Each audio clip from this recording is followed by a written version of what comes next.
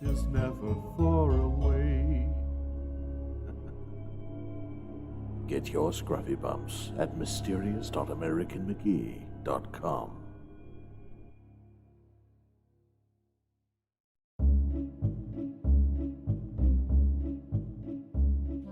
The world is full of friends with fur who fill our lives with woofs and purrs, who seek our love and pets and snacks, and if you're cruel, they won't fight back.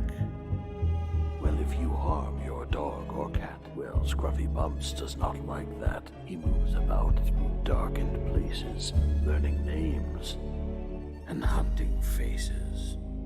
Scruffy Bumps loves all his friends, and Scruffy Bumps will take revenge, and Scruffy Bumps knows where you are, and Scruffy Bumps is never far away. Get your Scruffy Bumps at mysterious.americanmcgee.com.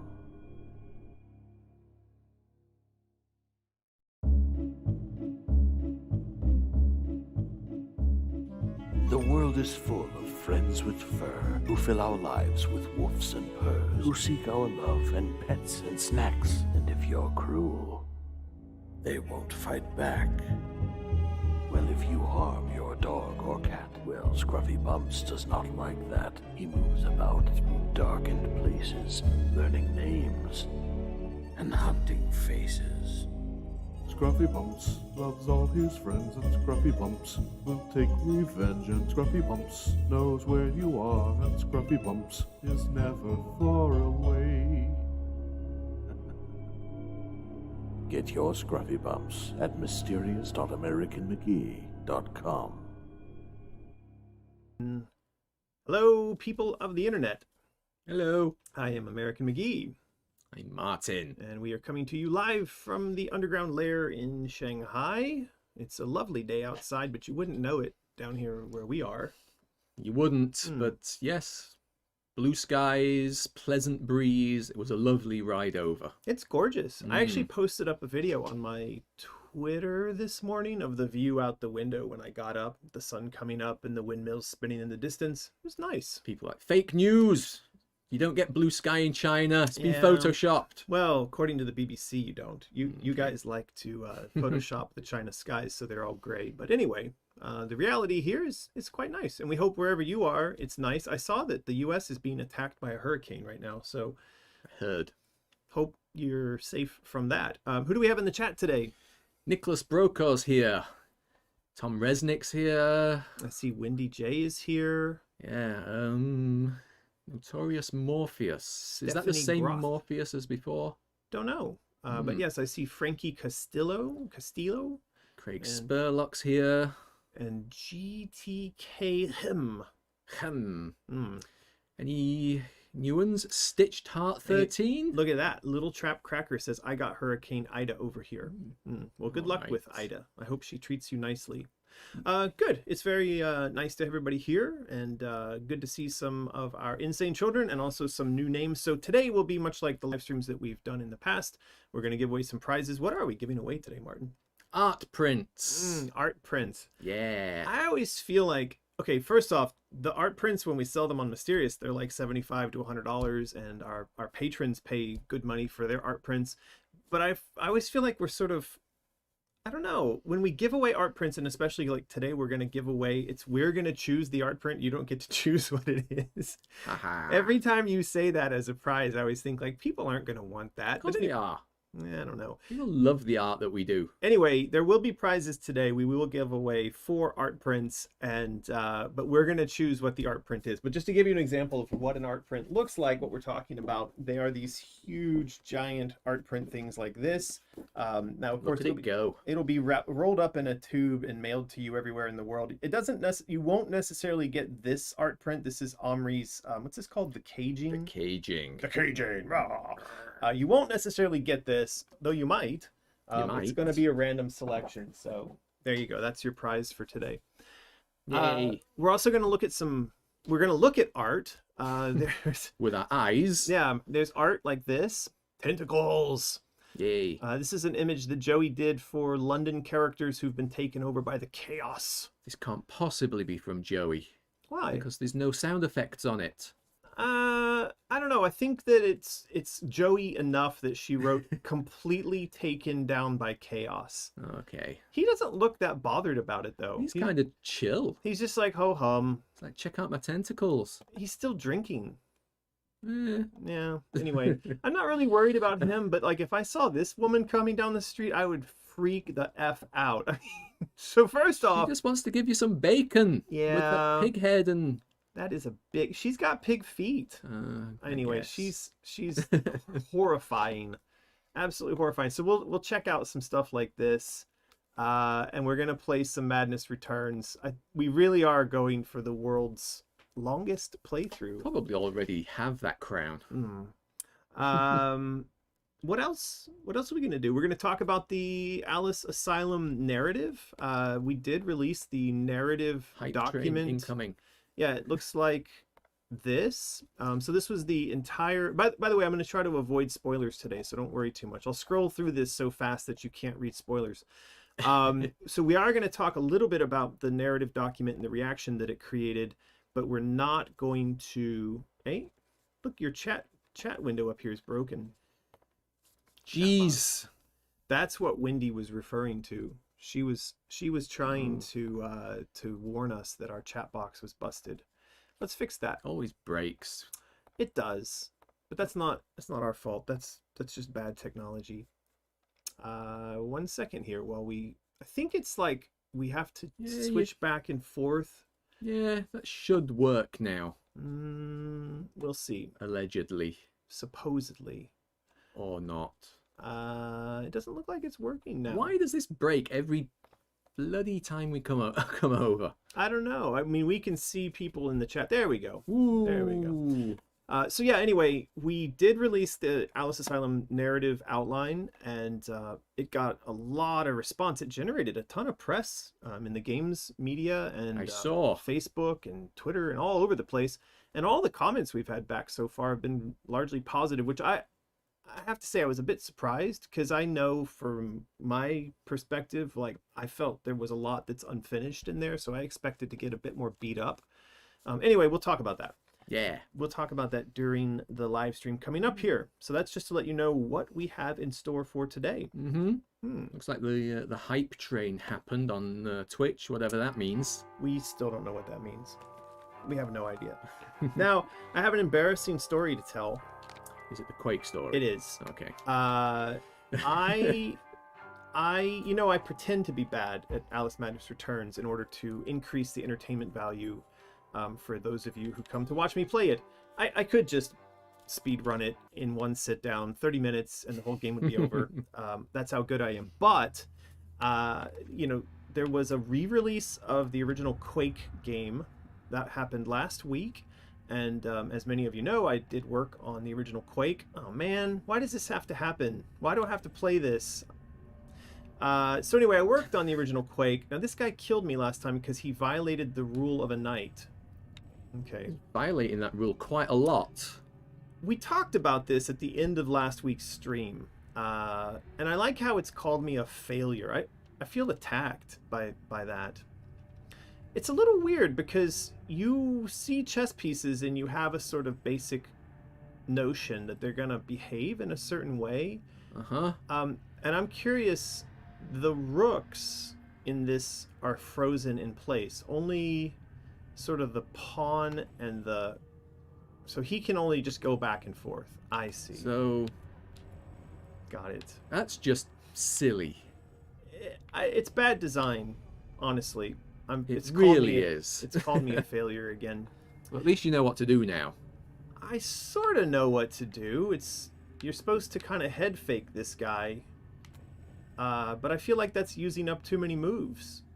And that's not the thing that I'm supposed to be doing. Are you supposed to get to that star? Well, there's a star down here. There's 2 stars. Can I... don't look at the chat. They're just going to be laughing at me. Oh no, but as a chess master, this always triggers me, says Taj Welch. I feel me as well. Yeah, me too. I'm not even that good at chess, but I feel triggered by this. It doesn't make sense that these moves are the way they are, right? Let's just keep dying repeatedly. People. This is why they join the live streams. They want to see my repeated failures at this game. That's what it is. All right. So back to my story about my other failure. So Quake was re-released. Now what? What you do, that person mirrors. You both need to be on stars at the same time. Oh, I see. Well... Oh, I see how my game works now. I was almost there. You're pretty close that time. I was like, I almost sort of made it. So clearly you've got to use a castle to block. To block that guy from the move. Yeah. Yes, I think you're right. So what I need to do is move here, and then here. Yeah. And then here, and then here. Woo! Okay. Back to my story of being a failure.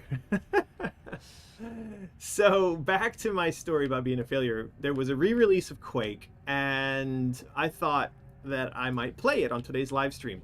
So yesterday I downloaded it, and you know, I haven't played it in years and years and years. I haven't seen it, and it looks great. Like I did start up some of the early levels, and it made me feel incredibly nostalgic to see the textures and to hear the sounds and the whole thing, right?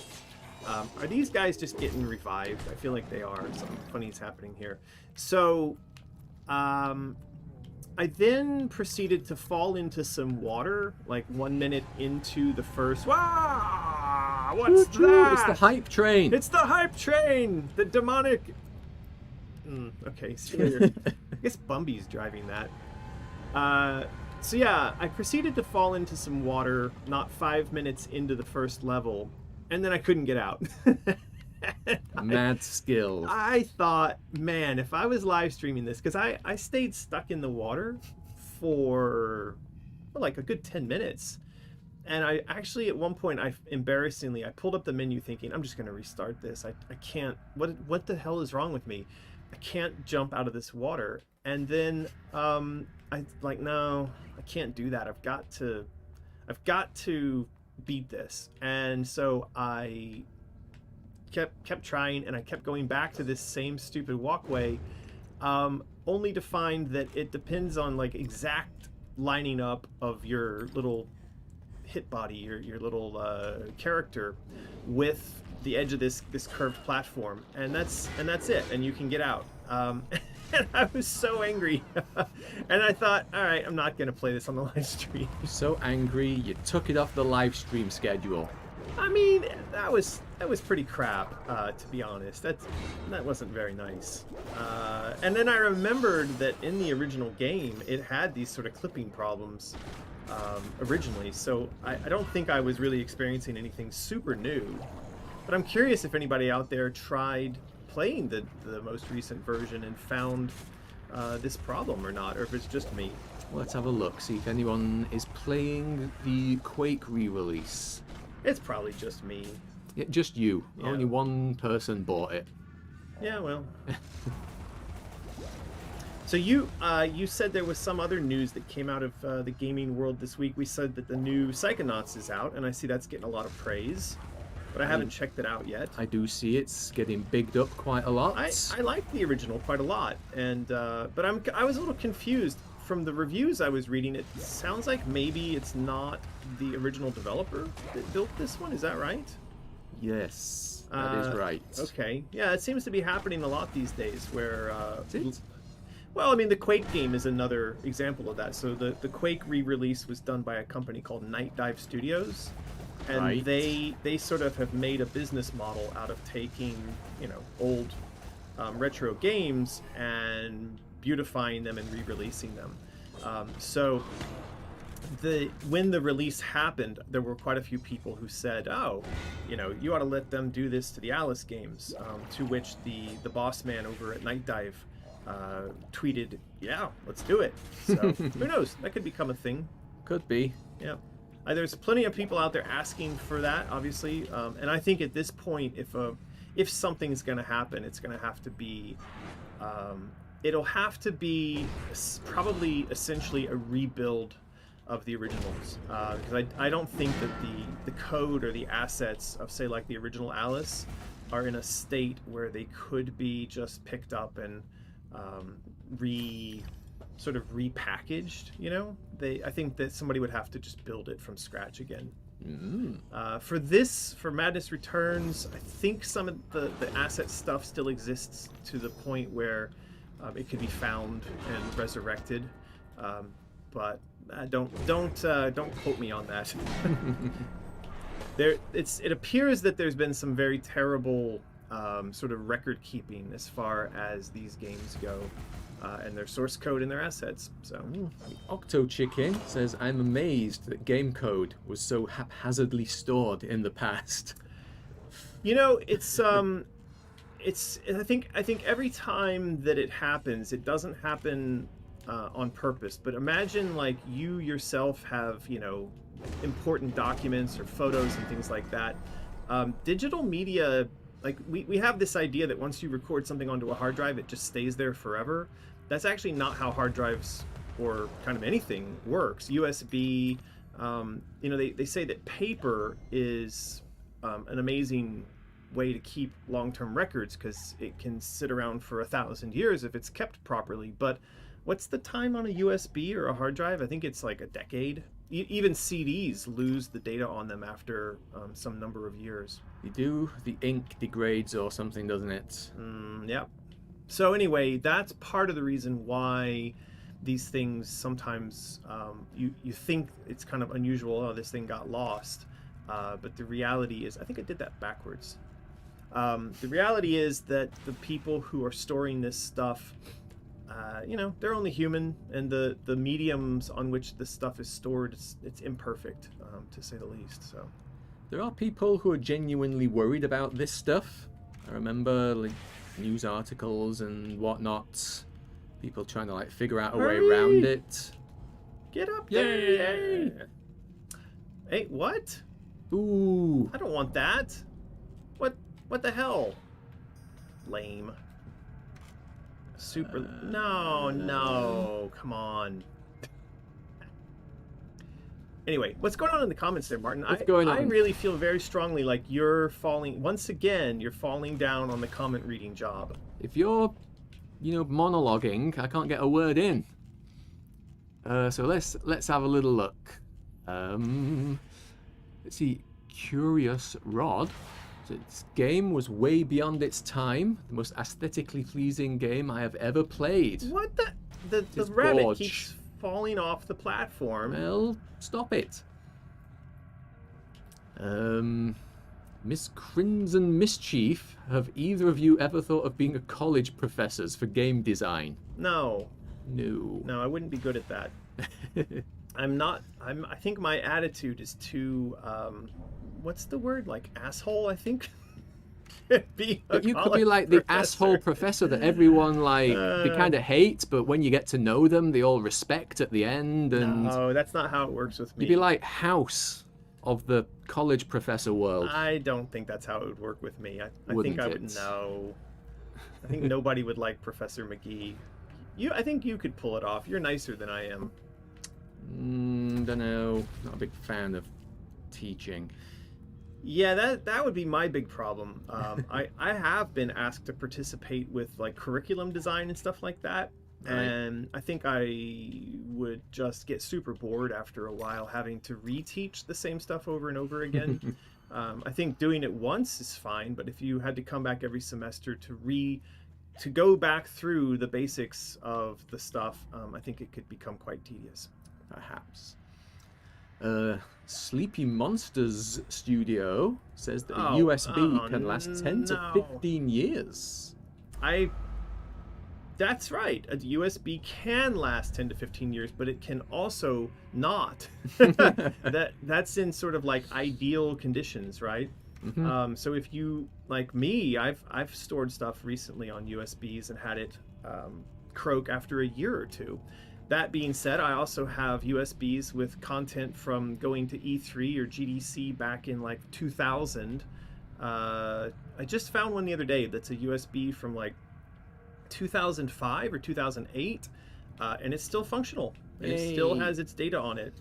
does it like keep its data if?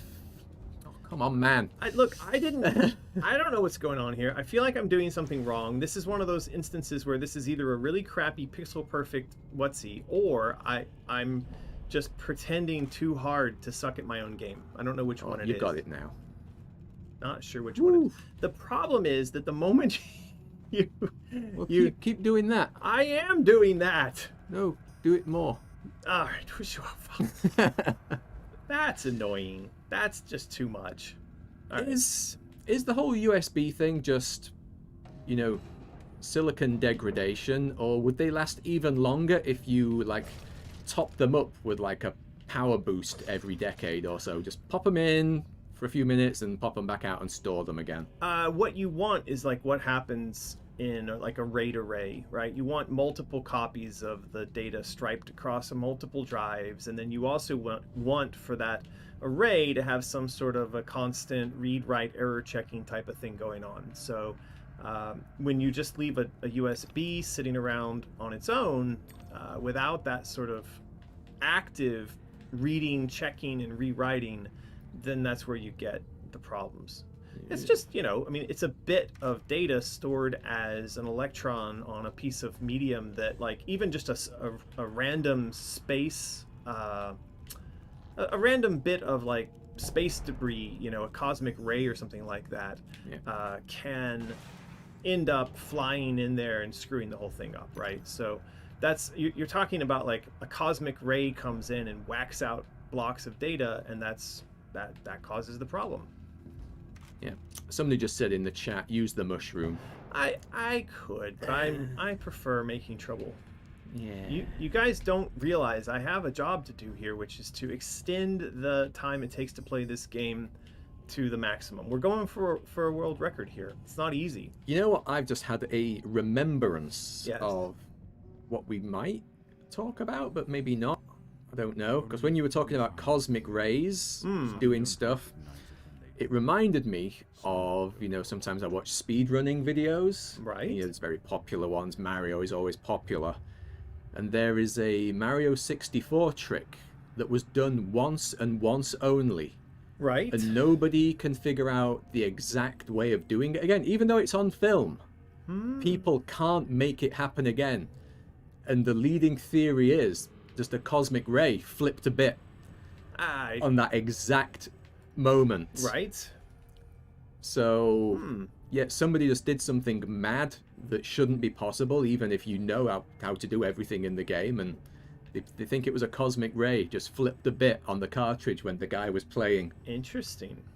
But it reminded me of a big old news article that was blowing up semi-recently. I don't know if you watch Carl Jobst, his channel.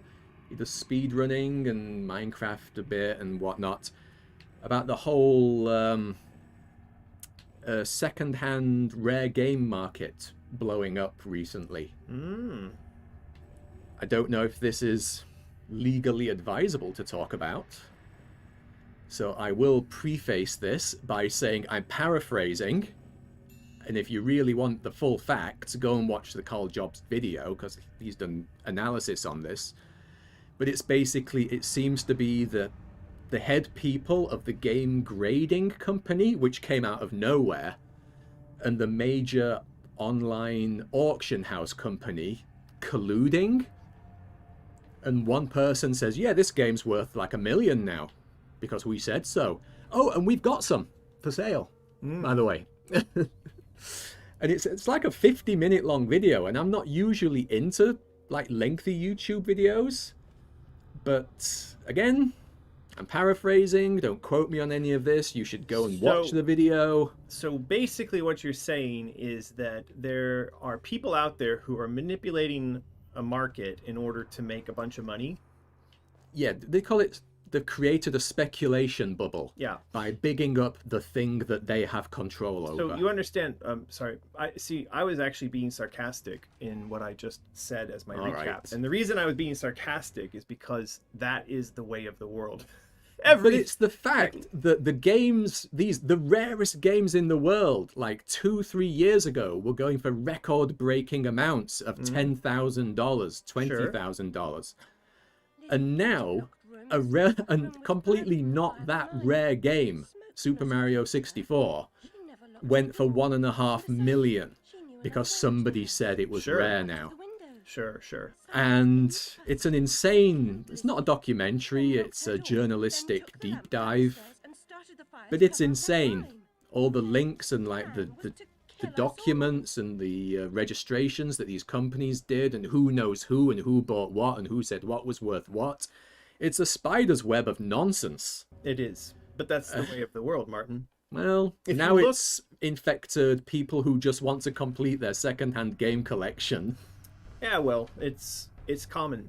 It's constantly happening in the stock market. It happens between countries. So, you have companies that come out and they put out research to, for instance, say something terrible about company A, which makes the stock go down, only to have that report later on refuted, which makes the stock go back up. And in the meantime, the company that generated the report that caused the stock to tank goes and buys shorts, or they go long.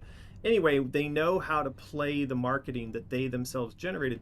And it's not just stocks where that happens. It's in geopolitics between countries. You see that happening right now between the US and China. There's a tremendous amount of disinformation out in the world. That's the thing. We live in the world of disinformation.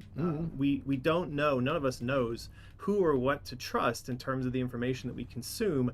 And more, I think people are starting to wake up to the fact that I just read an article last week. The guy said, at the opening of his article, he said, this article is propaganda. And then he went on to describe that propaganda is the attempt to sway someone's opinion about a fact or about a thing by virtue of the information that you're conveying. And he said that literally everything that we consume in the world is propaganda, and we'd be a lot better off if all of us would recognize that that is the state of the world in which we live, that everyone is trying to, you could say everyone's trying to sell us something, but it's not always the case that they want us to buy something. Sometimes they're trying to sell us that we shouldn't buy something because they have an alternate product that they'd rather that we buy, right?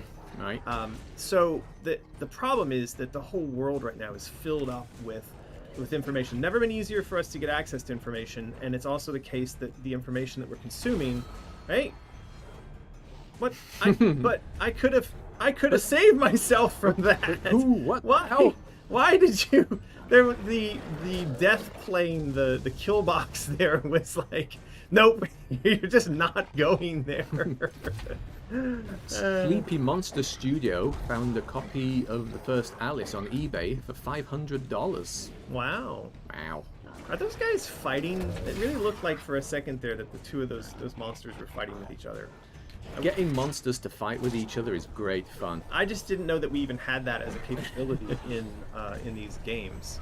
I'm playing through The Last of Us Part 2 again. Right? Fantastic game, regardless of how you feel about the story. And yeah, there are sections in the game where like the humans who are hunting you down and you and the infected all exist in the same space. Right. So rather than trying to like sneak around, you just chuck a glass bottle and let chaos reign. Just take each other out. I'm just going to crouch behind this wall for a couple of minutes. It's good fun. Quite enjoy those sections. Sounds like fun. It is. And it is the game that just keeps on giving and never ending. It's such a big game. I think I'm about 80% in now, if my memory serves me correctly from my last playthrough. But yeah, loving it. That's great. Yeah. I'm just trying to kill this monster. So if I it sound then. like I'm not interested in what you're talking about with The Last of Us, it's not really the case. I'm super interested. I just don't want to die again. It has given me like, you know, it's reminded me of all the stuff that kicked off when that got released. But so that's a really perfect example though of what they call astroturfing. It was a manufactured outrage. It wasn't real. But this type of thing is a much more effective marketing strategy in today's world, where people have very short attention spans, and they're not gonna. It's like it's exactly brings. This is a great segue to the thing where there was some information. There were some news articles that were released off the back of the news about our narrative outline, and I noticed that one of the headlines at like GameSpot or something like that was like, you may never be able to play this game, but, you know, Americans just released the narrative outline for it. And the problem in the headline is that it suggests that the game's never going to happen because that is drama and that is a negative, and it's going to cause people to go and read the article. You're going to be like, Get what? those clicks. Exactly. So that is clickbait. It's propaganda. It's, you know, it's using a half-truth to try to get people to come and read their version of the news about this particular thing. And it's exactly what happened with The Last of Us 2. They picked on a couple of one or two instances where they felt like, oh, here's some controversy, and they amplified the hell out of that, and they turned that into the thing that drove the release news. And it didn't necessarily have to be that way, but it worked. It was incredibly effective because everybody was talking about it. Everyone bought it, apparently. What was it? Probably sold... Well, I remember I got 4 million as a number in my head, but that was back then. It's probably at least, I don't know, double that now? I don't know, but yeah. It made a lot of money. It did. Well, but yeah, kudos to still, them. like I said, even... how you feel about the story mechanically, gameplay wise, it's immense fun. That's good. Yeah. I have to say, this is really disappointing. That looks like a ledge I should be able to walk around on, and yet Looks like I try to it's- jump over there and it just eats me. It's just like, nope, you're not going there. Well, send a bug report into I'll EA. mail myself, email myself, hey guy, this Your game clipping sucked. walls. And then I'll get the email and I'll read it and I'm like, oh, why am I so mean to myself? All right. I think that's good for today. We got a good ways into the game. This is actually a really pretty area of the game as well. I like this Queen's Garden stuff. And we have a section of this we're going to revisit in Asylum. Now, I don't like this whole camera stealing crap. I've said a million times that this stuff sucks, but anyway. There were sections where the designers went crazy adding that in, so what are you going to do? Try to steal that angle from Silent Hill. Well, they were trying to make sure that we saw the hole in the ground there that needed to be busted. Just think there could have been a better way to do that. Okay. All right, let's call it quits on today's playthrough. I didn't die that much today. You did all right. You made some progress. Let's let's all clap in chat. I made progress. Yay. All right, let's find a place. Where should we leave this? Isn't this the section where we get to eat the cake and stomp on the whatsy? I feel like it is. Anyway, Maybe. we'll leave it be. All right, let's do it before I embarrass myself. Let's get out of here. All right. What are we doing? We need to give away a prize. Yeah. We need a question. I've got one. Oh boy. It's a good one. It's all right, actually. It's going to be terrible. No, it's good. Going think from it's what we gonna were be saying. terrible. Anyway, watch that Call Jobs video. Hmm. So, going on to the topic of like second-hand games market and retro stuff and whatever. What's for all of you, talk in chat so Nightbot can pick you if you're on Twitch so you can win something. I don't know what I'm doing here. Yeah, what is the most like valuable / rare / interesting game related item you have in your collection? The most rare game collection item thing you have in your collection. That's a good one. Good question. I always do good questions. No, you don't. I used to have a little pewter revenant on the desk here. Remember that little guy? No. Anyway, he was from my days at id. I don't know where he's gone. Anyway, maybe he's sitting on my desk in the other room. But anyway, I have this little pewter figurine of the Revenant character from Doom 2. You know, the guy that would like a big white thing, and he would. Anyway, Right. So there's just this little like, you know, couple inch tall little metal figurine. Yeah. What about you? Thing that sticks in my mind is I have an original copy of Ico on PlayStation 2 in the cardboard pack with the postcards in the inner sleeve. Wow. It's pretty good.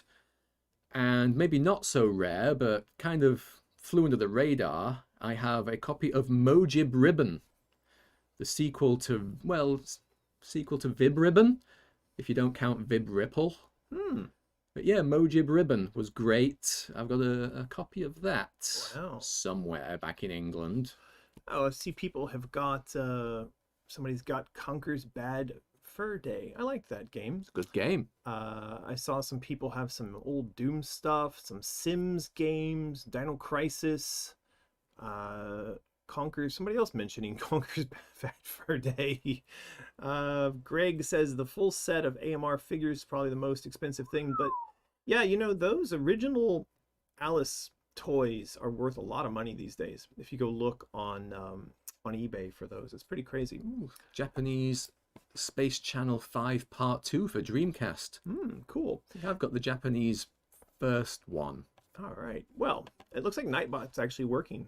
Yay! I'm freaking amazed. Okay, we're gonna roll it, and it's Dtrox 1616. So congratulations, Dtrox. I'm pretty sure you've never won anything before. You need to familiar. You need to send an email to, what is it? support@mysterious.design, and be sure to include your name, your mailing address, your phone number, and do all that in a human legible format that doesn't cause us anger or anxiety. Do it within 24 hours, and then we will mail you out a randomly selected art print from the Mysterious store. There's a bunch of stuff in there. There's a lot of different art prints. You can go over and see. Who knows which one you'll get? Who knows? But there are dozens of art prints over there in the shop. Lots. And they're all pretty cool, so it's very likely you'll end up with something cool. What do you think, Martin? Yeah, 50-50. Okay, so what are we doing next? I think we have art. We've got art to review. So let's do some art review. We did start off today's stream with this thing on the screen.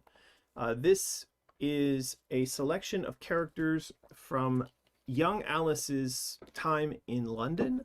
We're going to take a lot of the characters that you saw in Madness Returns and tentacleify them. So this is basically like Child Alice getting a chance to see London, the same London that adult Alice was adventuring around in during Madness Returns, but because young Alice's reality and the memories and everything is being infected by the chaos, then the inhabitants of London that she's going to run into will also be infected by chaos. And so they've got a lot of tentacles.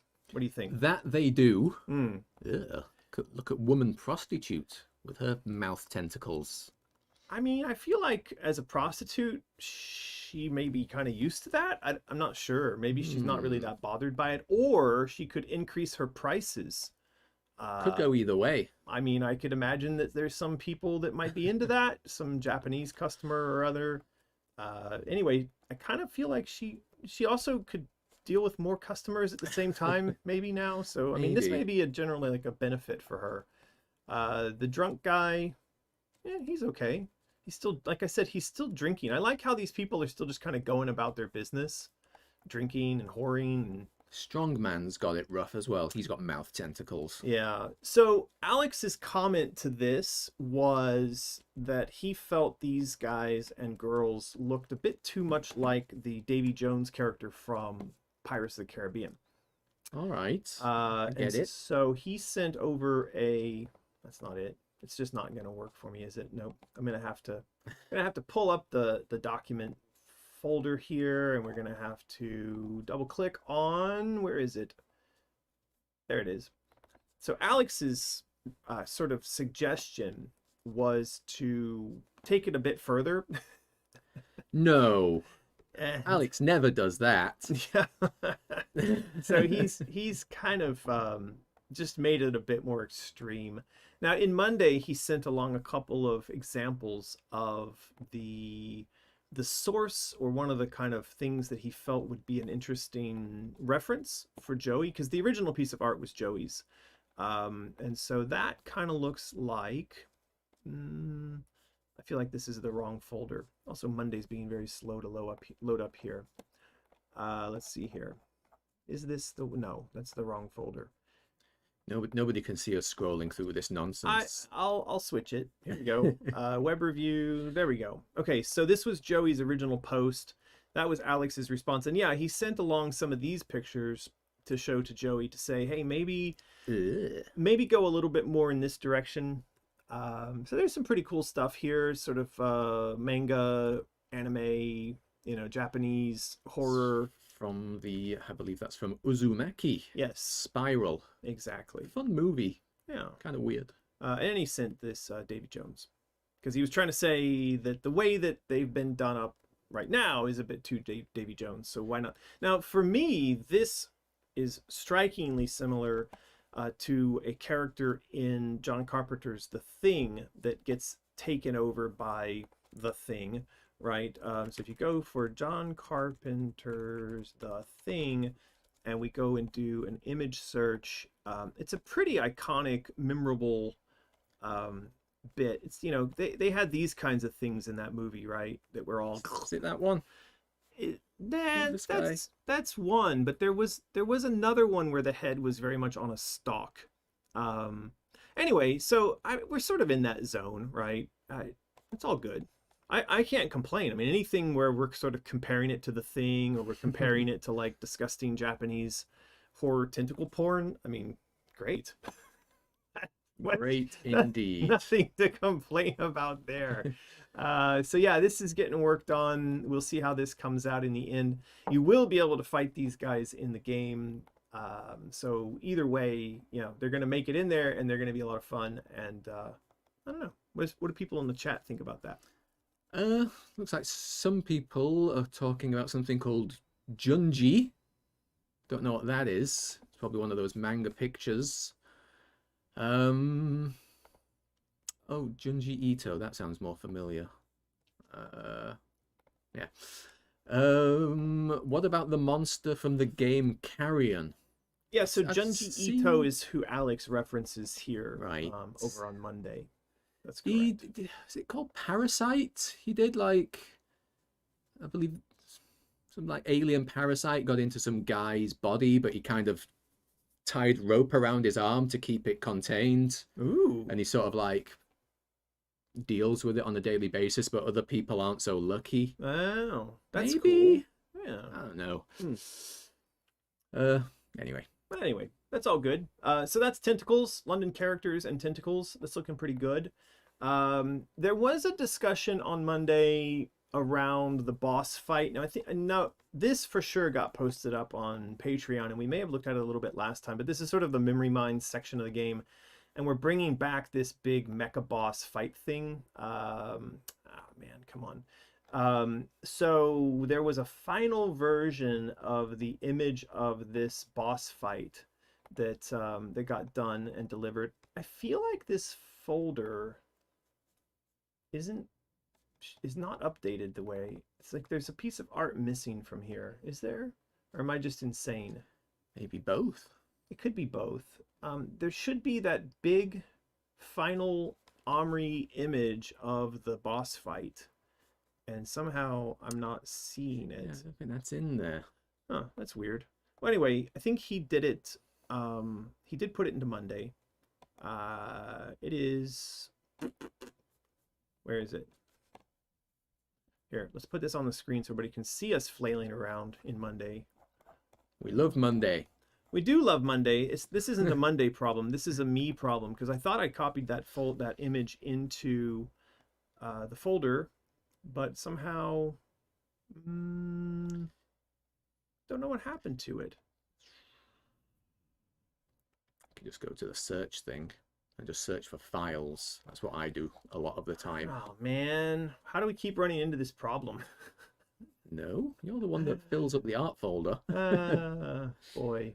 There is a giant mech image, and it's finished, and I could have swore I put it in here, and somehow now it has disappeared. It's part of this. Click the little looking glass. Uh-huh. To files. Yeah. No, don't search. Just go to files. Oh, I see.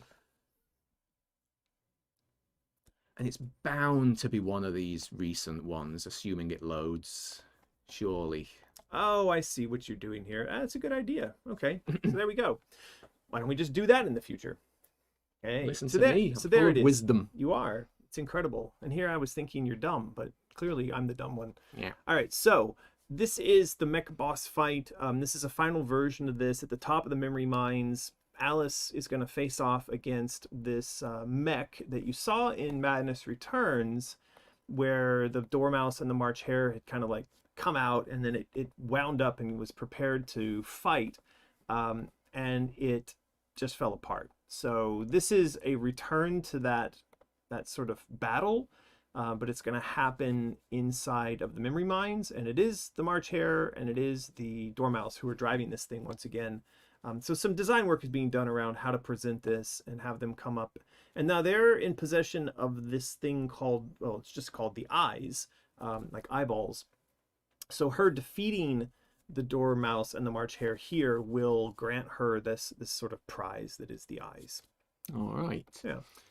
Did the big old mech have a crown in Madness Returns? No. So it's just like, it's got, it's got better.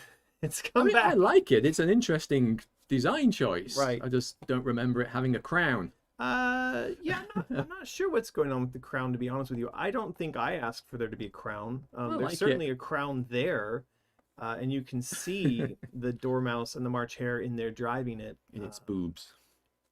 Where do you see boobs? That's where boobs go. You date some very strange people, because this would be its shoulders. Giant here. mechs exclusively. Yeah, with peck boobs, pectoral boobs. Poops. Okay.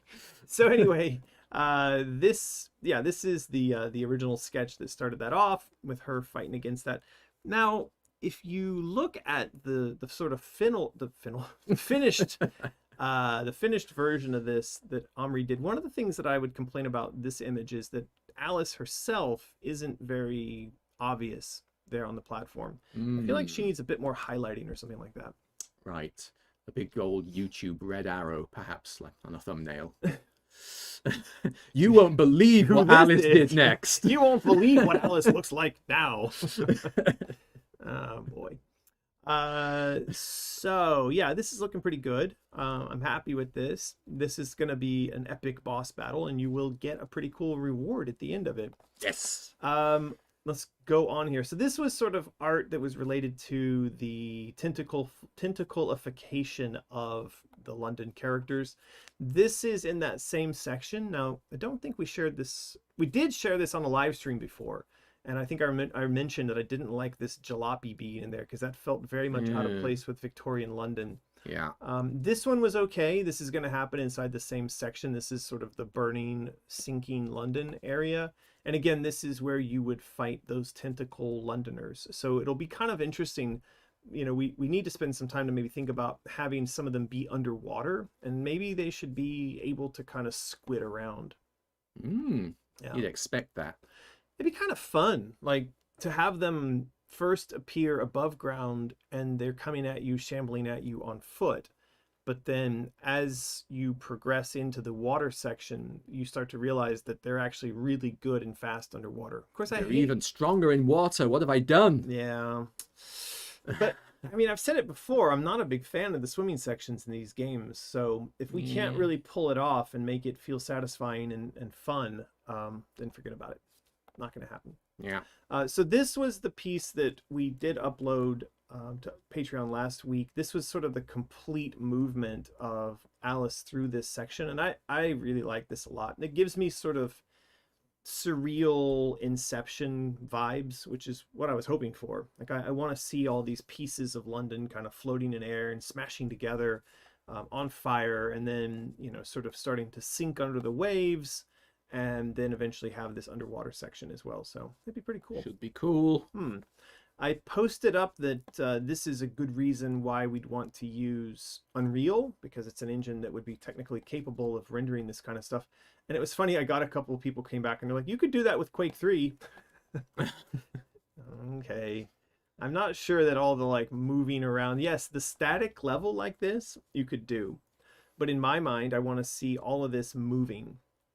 And while it's moving, I want you to be able to run around on it, which means you have to have these incredibly, you know, complicated physical boxes that the character can jump on and climb while they're rotating and flying around, and while all the particles are smashing together and stuff like that. I'm not sure that the Quake engine could handle that, but certainly we can get that kind of stuff done in Unreal.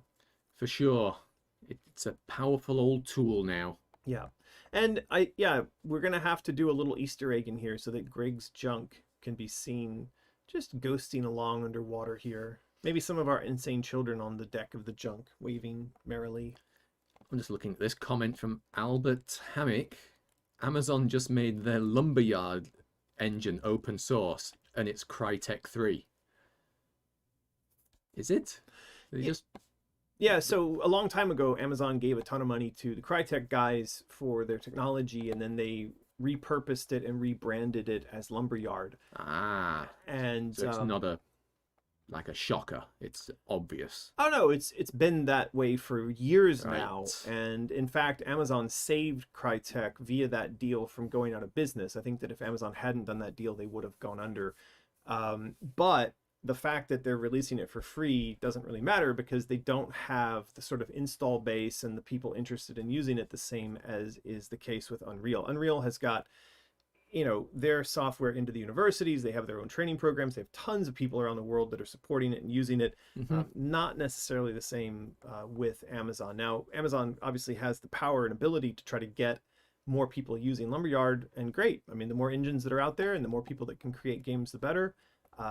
I personally haven't messed around with Lumberyard, but my friends that have done both Lumberyard and Unreal still come away from that saying that Unreal is the superior piece of kit. But who knows? We're gonna go with Unreal because there is a tremendous amount of support here in China for Unreal, and as we're going out and we're talking to developers to build up Mysterious Studios, which is the development studio where we would build all this stuff, there are a lot more people out there using Unreal first and then maybe like Unity second than anybody using Lumberyard. Right. Yeah. Okay.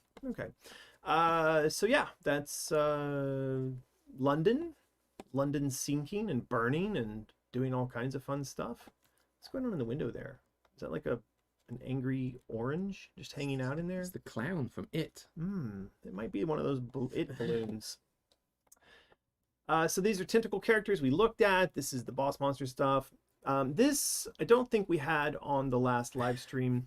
This is Bill the Lizard bidding farewell to Alice after Alice kicked his butt and took the brain from him. Giving the old Vulcan live long and prosper. I don't know that he has a choice. It looks like his arms are, his fingers are kind of made like that. I like this picture though. It's, I think somebody said it elsewhere in a comment somewhere, I don't know. But it's just seeing everyone happy and smiling. It's a different feel to most of the other art. And I quite like just looking back like, see ya. Yeah, I mean, it's really funny. Everybody in the picture is happy. And we did get a lot of comments about that. Like, oh my God, it's so weird to see Alice actually smiling for once. I'm okay with it. You know, I think it's okay to see your heroes smiling happily from time to time. She's going to go through a lot in this game. And it's, you know, it's a pretty emotional, painful journey for her because she, as the child, has to relive all of the things that the adult experienced while she, the child, was locked away inside the snow globe. And I don't think that at this point in the game, she sort of has the notion that she is trapped inside the snow globe. She's sort of experiencing all this stuff for the first time. But for her, one of the main things is that she's on an adventure and she's solving a mystery and she's flexing her curiosity. And we know that that's something that drives her, that makes her happy. So it can be that she has a moment of levity and of enjoying herself here. Yeah, good. Not a big problem to see her smile from time to time. It's not. No, I like it. it's all good. Now there was some artwork released, you know, as part of all of this for Bill and his temple and things like that. Which, if you're following over on Patreon, you may have seen.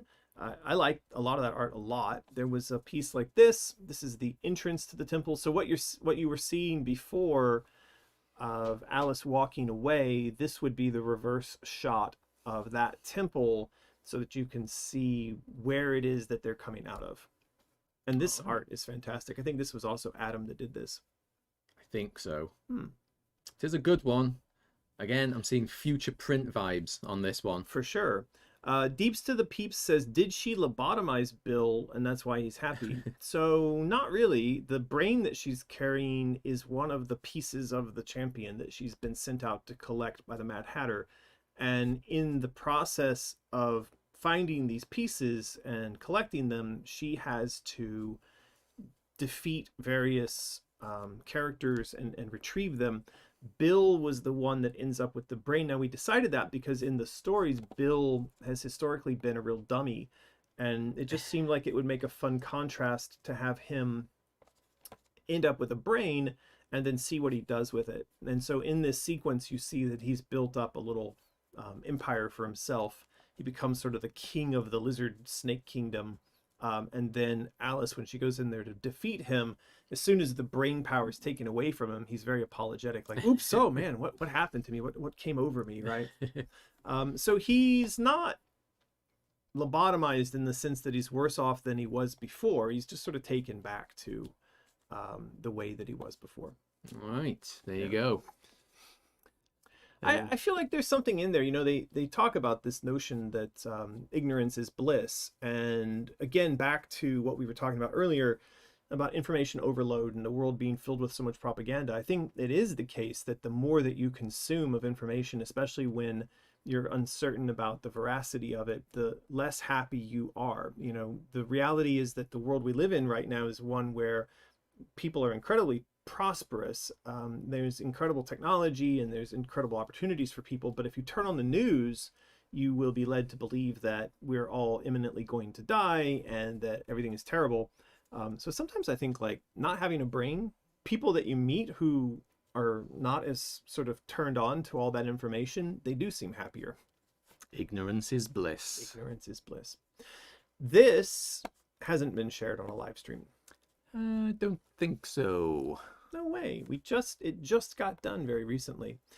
So what's going on here, again, in the quest to retrieve the pieces, Alice will finally get back to Hatter's workshop and she will bring the pieces back. And then there's a switcheroo. She gets tricked. Oh no. Well, it's kind of not written that way, but it's a shorthand for me to explain what's going on. But she ends up having to fight the Jabberwock. Now, the way that she fights the Jabberwock, or the where of that, you can see here she's on this giant kind of raised up platform. And this ends up being above the laboratory in Hatter's domain that you've been coming back to with the pieces. And the pieces are put together and the Jabberwock emerges. And so then a boss battle ensues. And the boss battle is really important because at the end of this, you get some really critical information about Alice's situation, about the fact that she's living inside of an illusion. So the Jabberwock actually ends up being a kind of further cementing of the notion that without chaos or without paying a price, knowledge cannot be gained. And I think he's a perfect example of having to overcome your dragons in order to progress in life. So I really like having him in this section of the game.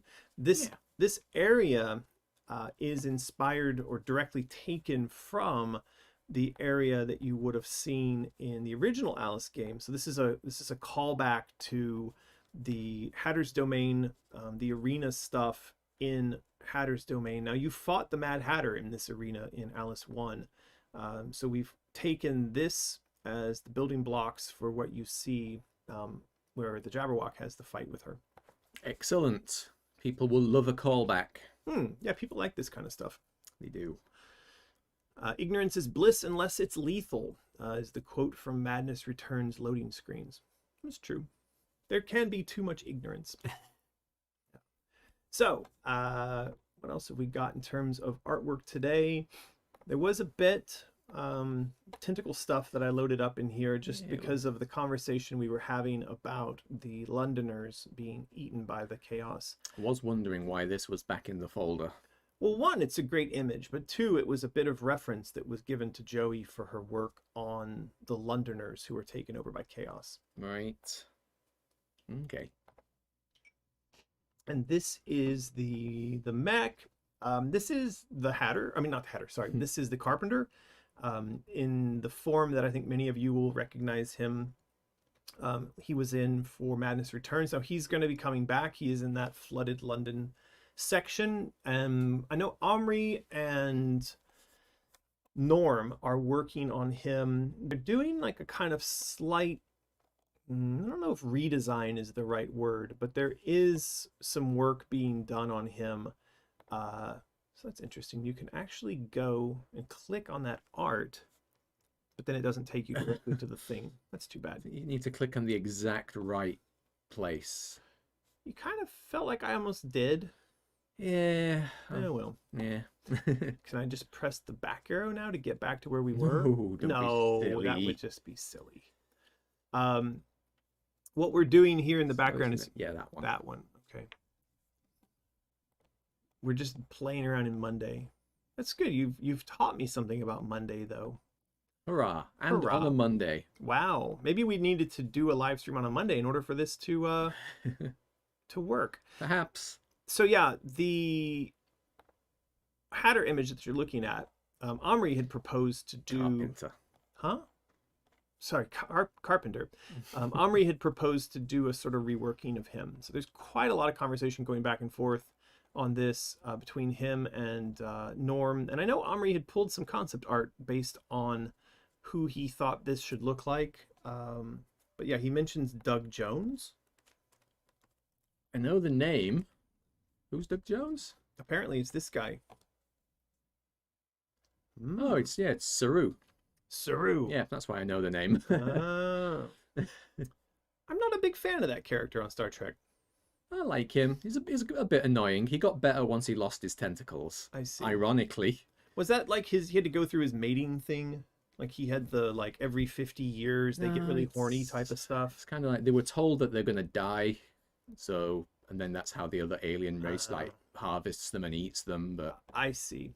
they don't Well, die. so it seems that Omri would like to reference Doug Jones as someone who could kind of inspire who the Carpenter would be. Right. I'm not sure about that. So I do see the mention here was about Iggy Pop, and I was always on board with the Carpenter being more of an Iggy Pop type of character. Right. We'll have to talk to Omri about that. Well, that was like a whole 7 days ago. Maybe he's got like some cool stuff to show soon. He might. We'll see. Maybe. All right. I think we've come to the end of art review, though. Have we? Because This we've guy- come to 11 a.m., so it's time for something.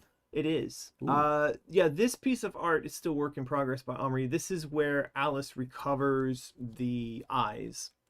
Look, whose hand is that? It's just sort of Dun, dun, dun. it's just sort of haphazardly pasted in there.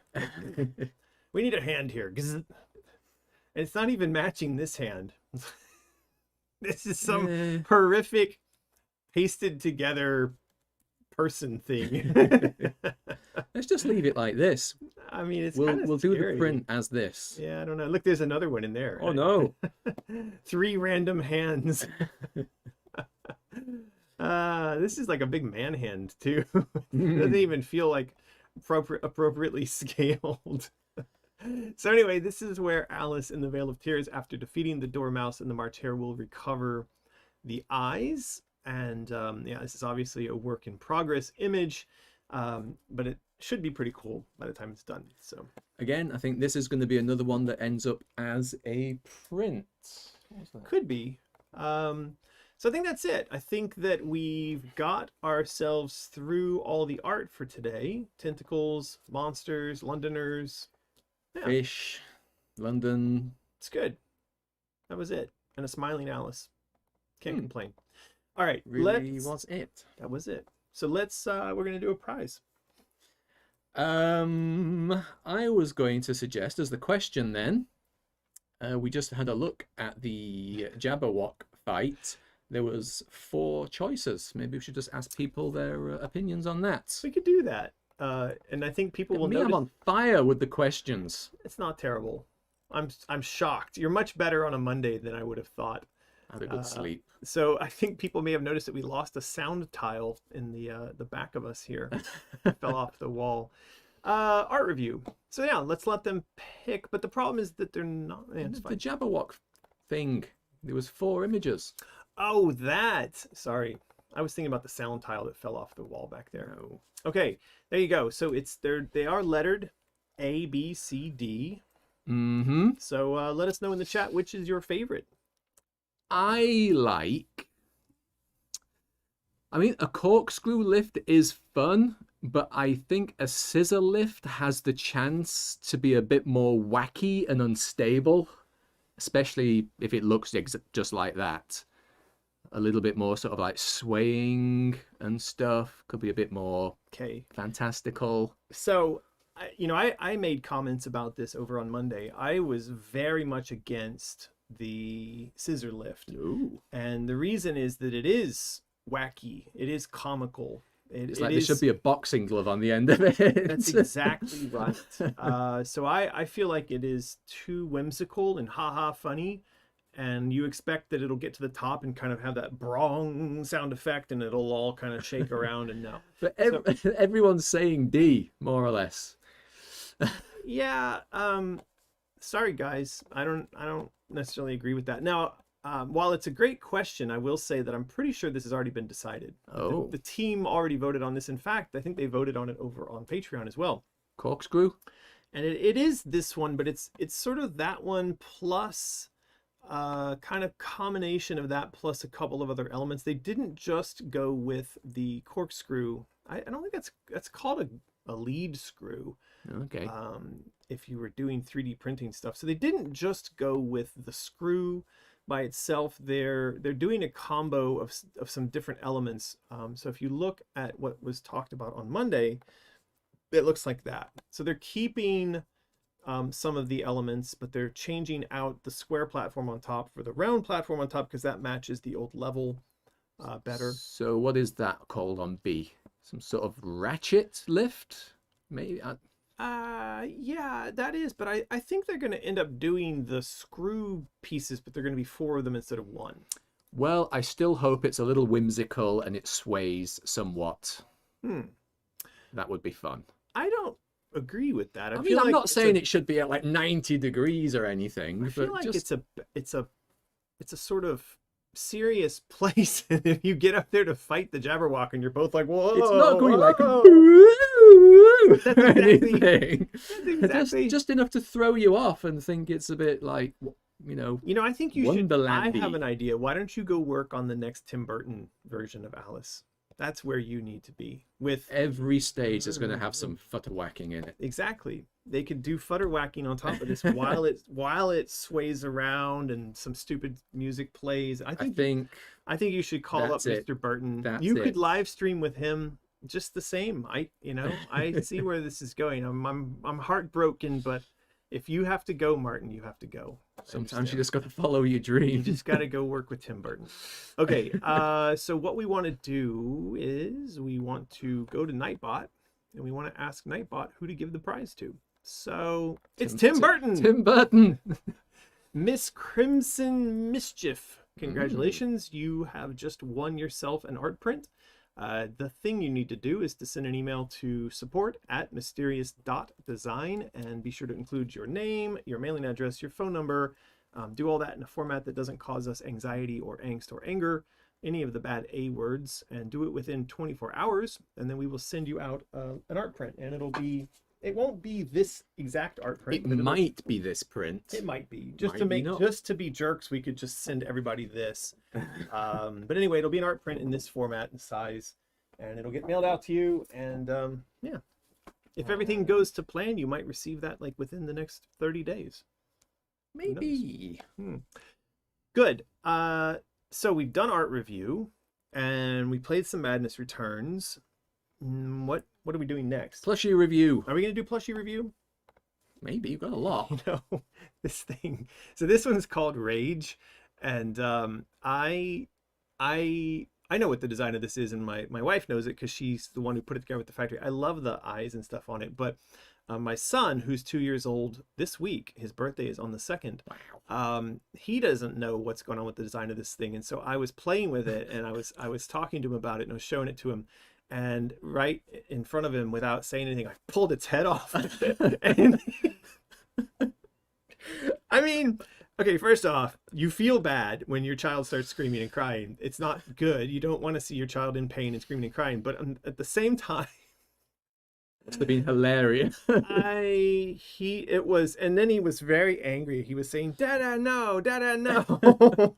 And he wanted me to put the head back on. And of course, I was being a jerk and I was still wiggling the head around. And then our dog was getting angry and wanting to try to bite this thing because so she's protective of him, right? So anyway, yeah, this is Rage. What do you think of Rage?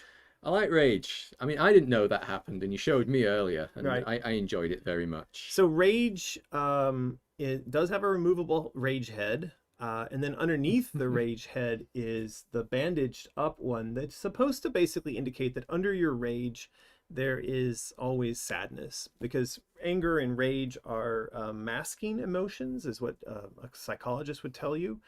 They mask true emotions. So people get angry when they feel things that they don't want to like recognize or talk about. So anyway, that's Rage. Now he's got some problems. He's Really? aside from his head popping off, his problem is that he's a bit too small. And Quite small. yeah, so usually our plush toys are bigger. I don't really have. What do we have here? This bear over here. Usually our plush toys are larger in size, so he's got to get grown up a bit. But that plus, I think my wife was complaining about the quality of the fur on the ears. She was saying, and it is like it comes off in that, so that's temporary. But anyway, a lot of people seem to be very interested in Rage. There's a lot of things that seem to cause people rage these days. So Let's see how easy it is to put his head back on.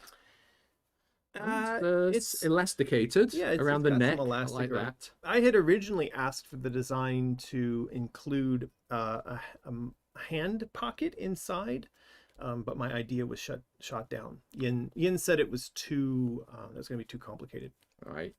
So then she's been working on pieces related to this and this. This is numb. Numbani. How do you this is a lot bigger than Rage, by the way. So this is numb. I don't know how to say it. It's a depression bunny. This is about depression. There's nothing really special. It'd be funny if like we open this up and a tint. There's really nothing terribly special about Numb Buddy, but there is a little pocket on the back. Well, you say that. It feels amazing. It's very mushy squishy. It's mushy squishy. It's not like it's just full of like stuffing like a stuffed toy. It's smooth. Yeah. It's soft. It's springy. So the idea there is it's supposed to make a good pillow. So if you're feeling depressed, you can get out your Numb Bunny and you can sit or lay on it. That's super comfy. And then the pocket in the back, the idea was that you were going to give you like a little notepad, and then you can write down your depressing goth lyric ideas for your goth depression band. And then I guess Yin has made this little pocket coin purse thing. I'm not really sure.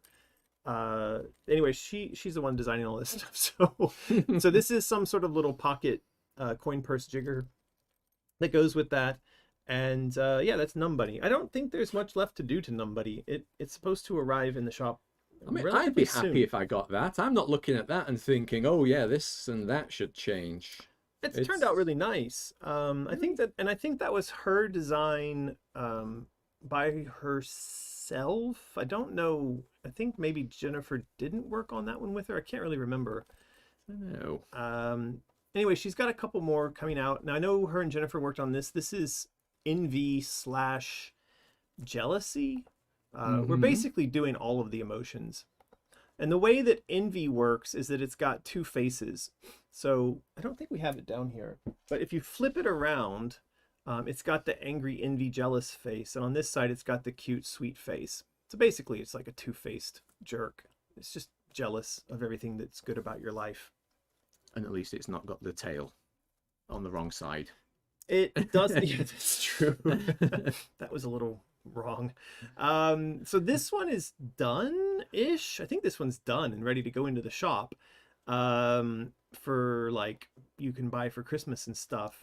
I don't really think there's much else to talk about this one other than it's done. I have a hard time keeping up with all this stuff because Yen and Jen are just cranking out these bunnies like crazy. This one we definitely ran through a really good crowd design process. This is an OCD bunny. Now, we had a lot of comments about this over on Instagram when the thing went from the initial sketch all the way to finished. You know, we always try to involve the audience in the conversation about making these things, especially when they're dealing with mental health issues. But one of the things that I found really fascinating about building an OCD bunny is, of course, the people to whom the OCD bunny would appeal are people who have OCD, but they also have obsessive compulsive personality disorder. And I think a lot of people don't realize that those are kind of like they're like comorbidities. Like you know, you can have OCD, and you probably also, there's a high chance you might have obsessive compulsive personality disorder. Now, the difference between the two is that OCD is something that you have inflicted upon yourself. Like you turn off a light switch and then you need to do it like 3 more times. I've always had that problem. But then OCPD is when you try to push that off onto other people. So I have that problem too. And a lot of times people who have OCD don't realize that they have OCPD. And then what happens when you post this stuff up online is a bunch of people like that show up in the comments and they want to tell you how you should be and how your toy should be. And they're not very polite about it. And they get a bit angry about it. And I kind of find it funny because I'm not discounting the issue. I'm not belittling them for it. But I think that it should be a wake-up call to a lot of people to realize that along with their OCD, which is a personal issue, they also have OCPD, which is meaning that they're trying to project their issue onto other people and control other people's lives. So I hope that through that, maybe we got through to a couple people to realize that, like, hey, I'm projecting my problem onto other people, but I'm not sure that happened. Yeah. Now, and the brain is crinkly. Yeah, you have it there. You're going to take the brain out? Go on then. And crinkle it. Now, the brain right now is not crinkly enough. It's not. It's kind of crinkly. You got to put it up to the microphone. I will. So they can hear it. There's the awoo-looking brain. That's a Listen. Hear that? Is that good ASMR or whatever it is? Brain smashing ASMR, yes. Yeah. That is very clearly a Jennifer design. Now, if you look at the design of this rabbit, you will see that there are a bunch of little funny design features. They're all meant to speak to aspects of OCD and OCPD. The brain making a crinkling sound and coming out of the head is basically supposed to be an indicator of uncontrollable thoughts or the brain sort of living a life of its own. Somebody says the brain, difficult to get the brain back in. Somebody says the brain looks just like Martin. So I look OO. Maybe you do. Maybe I do. The Get numbers, in there, brain! God damn it! Don't break his brain now. Yeah, he's in. The numbers on his hands, you know, I think that's pretty obvious. Supposed to indicate the compulsive counting, and we did get crowd design feedback on that to make sure that people would be happy with this idea that it goes 1 2 3 3 2 1. Because it could have gone different, right? But I think this made me feel comfortable.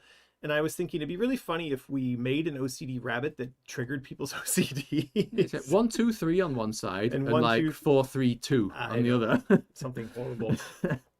Now the white, just the general design of this is that he's compulsively cleaned himself so that his fur has come off, right? So he is supposed to be an all gray fur rabbit, but everywhere that he's cleaned so much that the fur is gone. Yeah. So that's one of the primary design features. And then of course he's got the sort of the wounds from too much cleaning and also from picking, because a lot of people who suffer from OCD also do picking. Yin does that. She picks at her lips and she'll pick at her lips until they bleed. And nice. I find it really fucking annoying. I'll even use the F-bomb to tell you how annoying I think that is. Tell. Now, then he's got the mask, which I think is even more relevant in today's day and age of virus nonsense. And he's also tired. I think that's the other thing, is that the facial expression is meant to indicate that he's sleepless. Poor rabbit's got it all going on. He's really messed up. Then the last piece is that the bag that he comes with has a fill in the blank for all the things that he must do. So it would be like, must clean, I must shop, I must whatever, right? Yeah. Yeah. Anything on the other side? No, guess there'll be a just picture, clean. maybe? Nope. It's just No. clean and white on the other side. So All right. So that's OCD Rabbit. I think he's turned out really cool, and I don't know. I think Somebody said the brain, if you're not paying attention, looks like a ball sack. everything looks like a ball sack if you're not paying attention. That's gonna be my response to that. Look, Cool, there you go. earlier when we were doing art review of that whole platform thing, I swear to God, I was looking at this being like, what's going on there? That looks like something that's like on an alien Rick and Morty planet. It really looks like a triple ball sack nonsense. So don't tell me what looks like ball sacks, all right?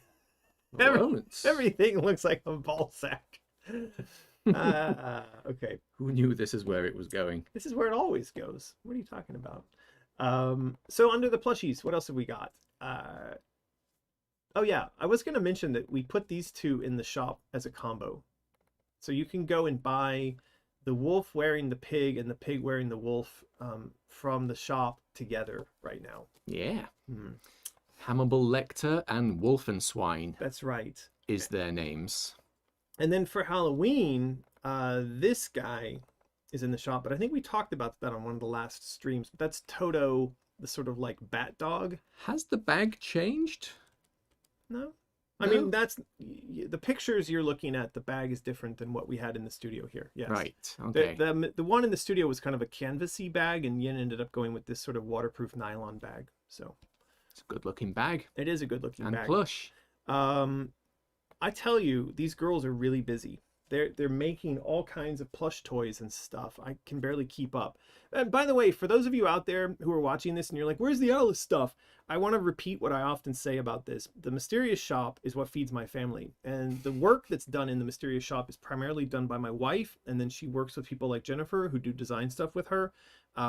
It is where like the income that feeds Martin comes from, or feeds my child comes from. We don't take money from Patreon to pay ourselves.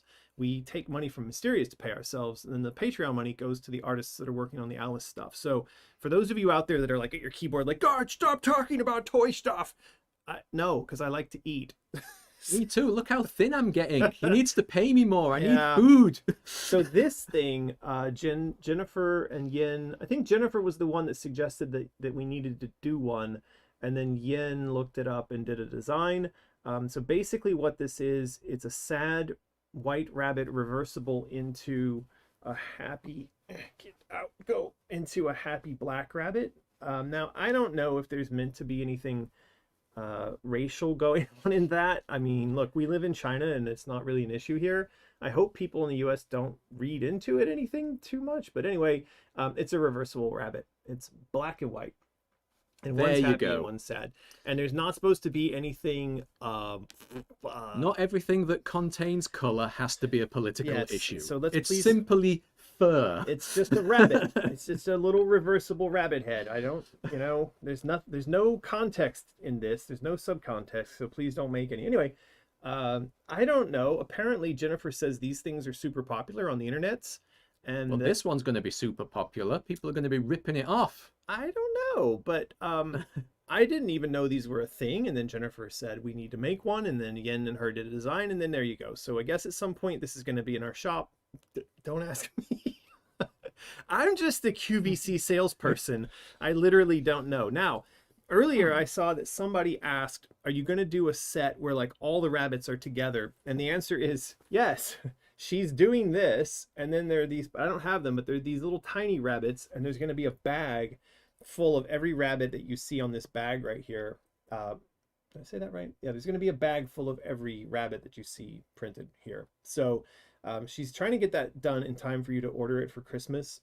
And I don't know. That's it. It's a bag, and it's got rabbits in it. What's the bottom right one? What's that? Oh, Num. It's Num Bunny. So she made a small miniature version of Num Bunny, even though we haven't released Num Bunny as a bunny yet. All right. And then, look, she's my wife. She told me to show all this stuff off, or I'm going to get beat by her. So please. Sleeping on the couch. Exactly. If you don't show all So this then stuff off. finally, she's doing this. This is an anxiety rabbit hoodie, and it's got really nice embroidery stuff on it. Sweater. Oh, sorry, no, it's not a hoodie. It's a sweater. And then on the back is some of these little anxiety These are the anxiety bunnies, and on the front is an anxiety rabbit. So this is being put together as a set, and the set. What else is in the set, American? It has socks. Yeah! And it also has a bag that has a bunch of the little anxiety bunnies in it. Get out of there. So yeah, there's a bunch of these in there. 5 of them, in fact. And I don't know, I don't know if she's throwing these embroidered patches in there. I can't keep up with all of the stuff that they're making, so I don't know. So that's it. I think Is that it? That's it. I think we covered all the plushie stuff. I'll go back to Numb Bunny. She is working on more stuff. She's doing socks for the Goth Bunny, and she's doing like these like embroidered patches for the Goth Bunny. I like I said, I can't keep up with it all. She's doing these. There's socks. There's patches. There's even there's the anxiety rabbit socks. I don't know, man. It's just everywhere. Like the whole house, we're surrounded by plush stuff. And things. Woo! Okay, so we've covered all of the. Speaking of mysterious, then while we're here, maybe we should mention our Christmas code. You can do that. Yes, if you're unaware, over on americanmcgee.mysterious.com, you were just there. Oh, right.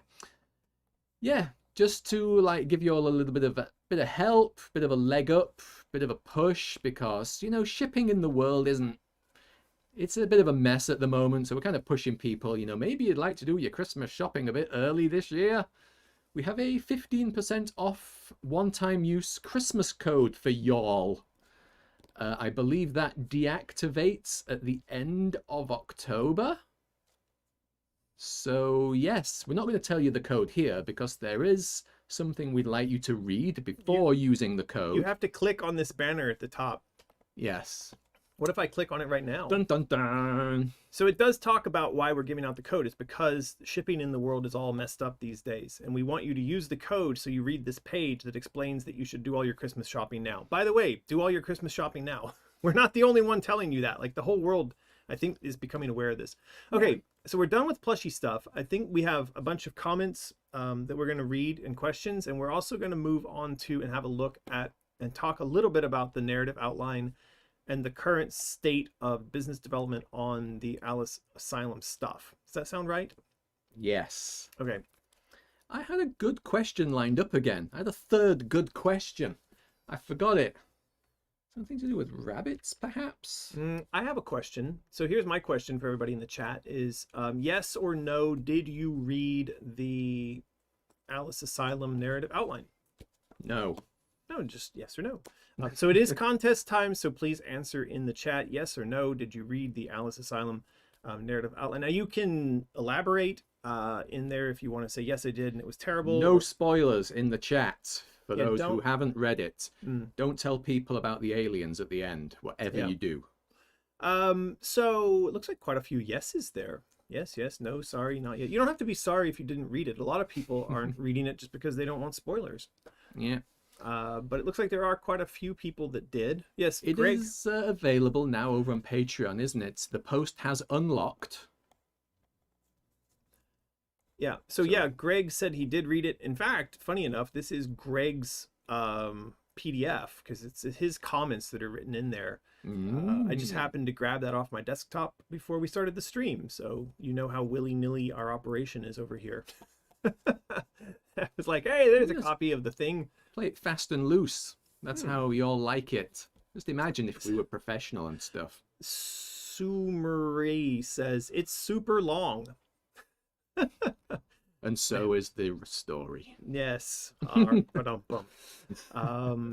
Yeah, so there have been quite a lot of people who have read it, and there's been quite a lot of media coverage and the feedback coming back. Now, in terms of the number of people who've sent in actual written responses via the PDF as we requested, I think it's still less than 20 people.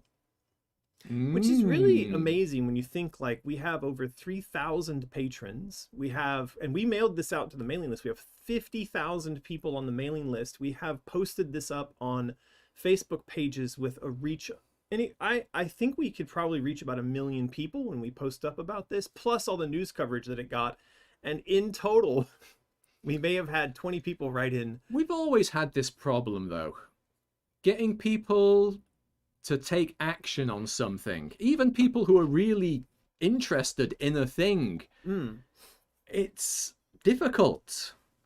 I mean, even it's almost like water off a duck's back sometimes. I'll be watching a YouTube video and I'll enjoy the video. And in the video, they'll say, you know, give us a thumbs up if you like the video, like and subscribe.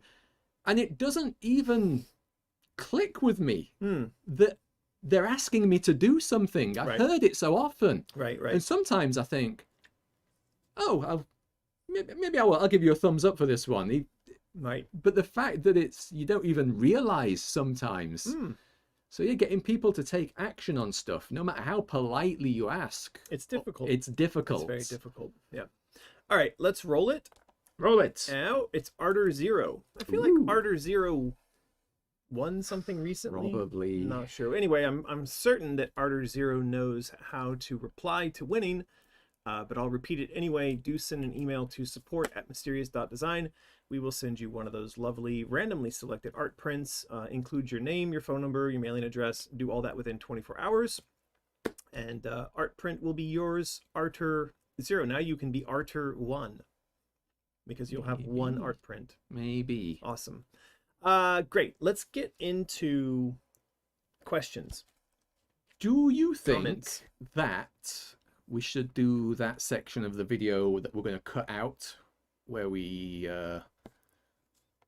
mention the wiki update thing? Right. So before the live stream began, I was talking to Martin about what we would talk about today, and I mentioned that when the narrative outline was posted up online and it generated some news, one of the things that I saw was there was quite a bit of feedback from people who were kind of repeating incorrect information, or they were making dumb assumptions about what this meant. One of the things that was repeated a couple of times was the notion that the game would be released this Halloween 2021. And I can't tell if the people who are saying that are being serious, because a lot of times they will turn to or point at a wiki page where that was stated as the release date. And I think that they know better, but they think it's funny. And what I had said on Twitter was that if I see people posting this up, I made a public service announcement. I said, if I see you repeating that, I will instantly block you. And once I said that, somebody went and fixed that wiki page so that it no longer says that. And I hope that people stop repeating nonsense because it's not helpful. I also pointed to the fact that there is a FAQ video pinned to the top of my YouTube channel in which we very clearly state the situation as it pertains to getting a new Alice game made. And that was posted up there like 2 years ago, and really the situation has not changed since that has happened, at least not in terms of anything that we can talk about publicly. Now, that one thing came up a few times where people were like, oh, it's supposed to come out this Halloween. Okay, no. So for the record, we still do not have a release date because we still do not have the license in hand from EA. That means that even if like all of the stars aligned and $30 million fell out of the sky and killed Martin, and we could then turn around and make a game with it, we'd still be looking at 2 to 3 years from now before that game would be available at retail. So that's something that people need to keep in mind. And we've always been very clear about that. And I think that everybody who follows along with what we're doing knows that the moment that the situation changes where we've got movement and we can say, hey, something's starting, you're going to know, and you're going to learn it right here. We wouldn't hide that from you, given that information existed. So release date, clearly stating we don't have a release date, and it could be that from when you're watching this video, and unless any other update has been made, you're still talking 2 to 3 years out from the moment where a license deal gets done. So be clear about that. There you go. The other weird one that I saw was people stating that because we'd released the narrative document, that the chance that the game would get made had dropped to 0. I don't know why you would make that assumption, but people were basically stating that, oh, now that they've released all the content about what the game is, that means the game won't get made. And I actually feel that it's the opposite. I'll give you a bit of information about something that happened last week. That is that I got a phone call from, or I got onto a phone call with a publisher who publishes and funds video games, who has a large war chest of money, who sees all of the stuff that we're doing. And 3 or 4 people from their company got onto the phone and they said, we love Alice and we love what you guys are doing. And we love all the information that you're releasing. And they're reading all of this and they're really into it. And they want to go and make something happen. The positive that's coming out of the work that we're doing is measurable. Like, there are people out there with hands on the levers to control, to make money flow. And that group is now linked up with the financial advisor that we brought on a few months ago. He's linked up with investors and other publishers. Everybody, there are gears turning, but the gears do turn slowly. But my point is that by releasing this information and making public what it is that we're doing, we're not undermining our ability to get something done. In fact, we are increasing the chances that something will happen, and that the something that happens will be really interesting and different, because we've established that the work we're doing is done in the public. It's done via crowd design. It's done with platforms like Patreon or here on Twitch. We're doing something radically different. And that was the point of one of the posts I did on Patreon, that was called Being Brave, because there was a tweet that went out from a woman who is the lead writer on the new Fable game. And she said that by us sharing our narrative outline, we were being incredibly brave. I think she was being serious when she said that. She wasn't sort of being sarcastic. And it's true. We're doing stuff that completely breaks the model for how it is that games traditionally get made. This is one of those things that really frustrates me when I see people digging at us. It's like, look, guys, we're the little David guy fighting against the giant corporate Goliath of EA. And you, by digging at us, are basically putting yourself on the side of EA, who, every time I read people talk about EA, they don't really like them. So I don't know why. That way. I don't know why you would come after us as we fight this bizarre hybrid war against an enemy. I don't want to call EA an enemy because they're not, but against a boss monster. That I don't know how we take down in a traditional fashion. We have to do it this way. So no, we haven't reduced our chances of getting something made by releasing this document. In fact, I can tell you, based on the conversations that I've had in the last couple of weeks, we've increased our chances of something happening. So I hope that one's put to rest. Fingers crossed. Are there any other points we wanted to address? Release date. I think that was it. I think that's it. All right. So should we cut it there? Sure. I don't mean to sound like I'm venting, but I kind of am. I get a little frustrated by that stuff. But I also understand that a lot of people don't watch these videos. They don't spend the time to read what it is that we're doing, or to check out the Patreon updates, even though I repeatedly state that they're free. So I understand people's time is limited, but I do wish people wouldn't jump to assumptions and make weird conclusions when they could just come and ask. Yeah. All right, let's get to some feedback and comments from our patrons. All right. So this is from the Being Brave Patreon post. Well, first one, Lucky Dragon, just telling us that he's been too busy to read the narrative outline.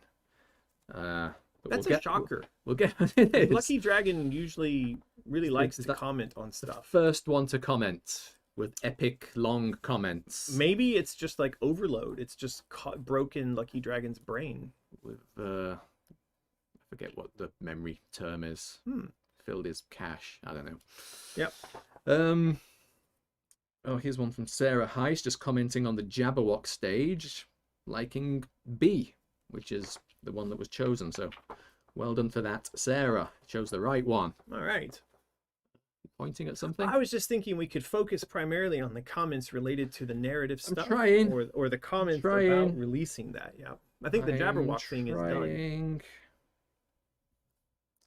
You know, considering this was the Being Brave post, everyone's just talking about which Jabberwock picture they liked.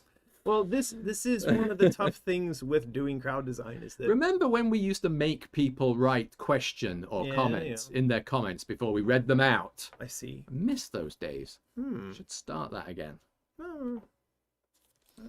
So you're telling me we don't have any interesting comments from Patreon about the script that we posted up, or the fact that it was posted up? Well, Lucky Dragon saying he's not read it yet. Rai Sora saying they haven't read it yet. And everyone else talking about the Jabberwock pictures. Well, that's okay. Although, Wendy Geese, this is neither here nor there, but it's something that I'm on board with. As a gamer who loves achievements, could you put some in that we have to work to earn? Not just achievements for actually playing the game, but ones that make you explore and find things. They're my favorites. I don't just like, you know, well done, you finished level 1. Well done, you finished level 2. Well, that means that we have to plan them from the beginning. And a lot of times when you see the sort of well done, you finished level 1, it's because the platforms like Microsoft have a minimum requirement for the number of achievements that a game should have. And a lot of times when the developers are building the games, unless they're like a Microsoft first-party studio, they don't set out from the beginning thinking about putting achievement unlock things into the game. So you then end up with them just sort of shoehorning generic stuff in there. Was in Madness Returns, was there an achievement for like finding the spicy horse sign? I don't remember. I would have had that as an achievement. Honestly, I don't remember. I don't think there was, but who knows? Don't I would have had it. Yeah. Yeah, everyone's just Grayson Kem, just talking about the Jabberwock, Ruben the Custom Creations, Savo. They're all just talking about the Jabberwock picture on the Being Brave post. Oh, well. Sorry to say. Somebody's asking here in the chat, when is Scruffy Bumps coming out? Scruffy Bumps is getting made right now, and there are NFC tags being put into Scruffy Bumps. He's not a really good cat or thing for showing on camera because he's dark as could be, black as night. There you go. But anyway, in his back, in his neck there, he's having little NFC tags inserted. And the reason for that is that we're going to have this sort of like underground dark web portal of information that you can access that has everything to do with people trading stories related to the legend of Scruffy Bumps, and also just stories in general about like people that they would like to see killed by Scruffy Bumps because that person is an animal abuser, stuff like that. So anyway, the dolls themselves, the toys themselves are being made, and the NFC tags are being programmed right now this week as we speak, and then they will be stuck together, and then the final step of the production can be done, and they will be put into the shop. So that's a long way of saying I think Scruffy Bumps should be in the mysterious shop by the end of September. Yeah, there you Excellent. go. Okay. Marie Deigel says there was an achievement for finding the Spicy Horse logo. Ooh, that's great. It's a good one.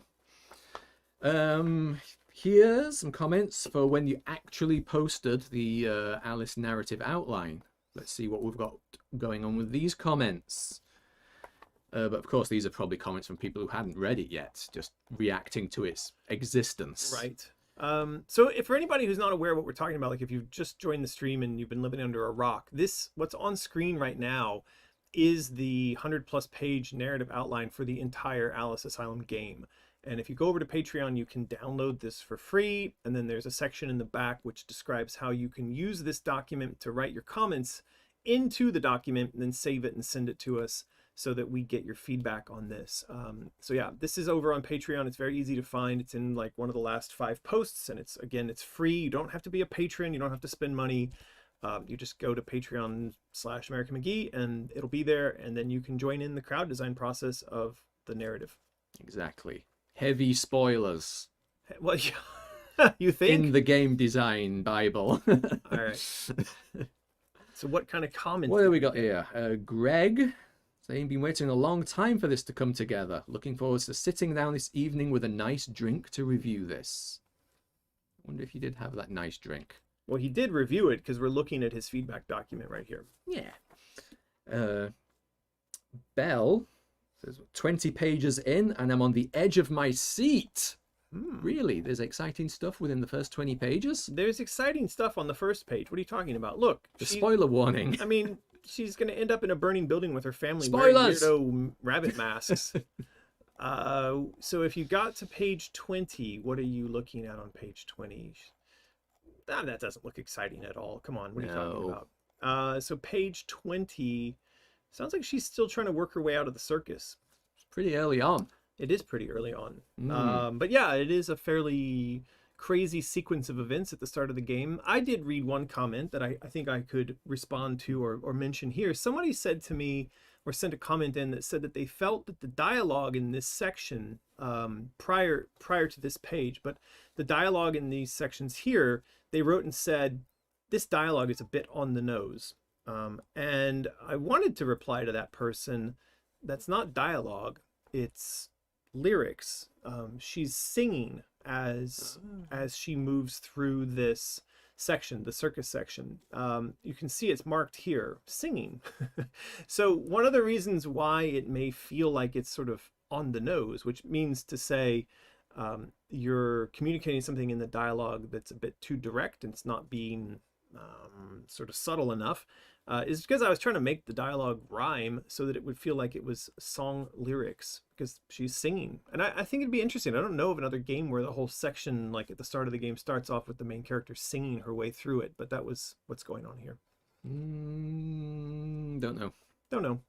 Yeah. What else we got? Some blinker saying they won't read it because of the spoilers, but glad the story/script is done. Yeah. Oh, Lucky Dragon again. I'm gonna read this over the weekend and come back with feedback Monday. I think it which killed, you didn't. I think it killed Lucky Dragon. Oh, That's no. what I'm thinking. Oh. I think Lucky Dragon How read terrible. it, and he was so amazed by it that his head exploded.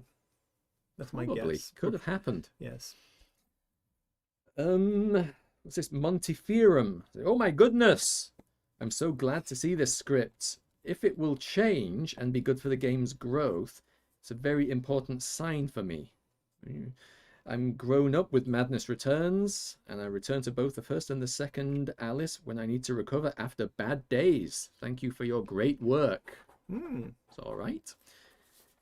There's a bit of a message here from some idiot, Alex Crowley? Crowley. Crowley? I don't Yeah, know. Crawler. Alex Crawler.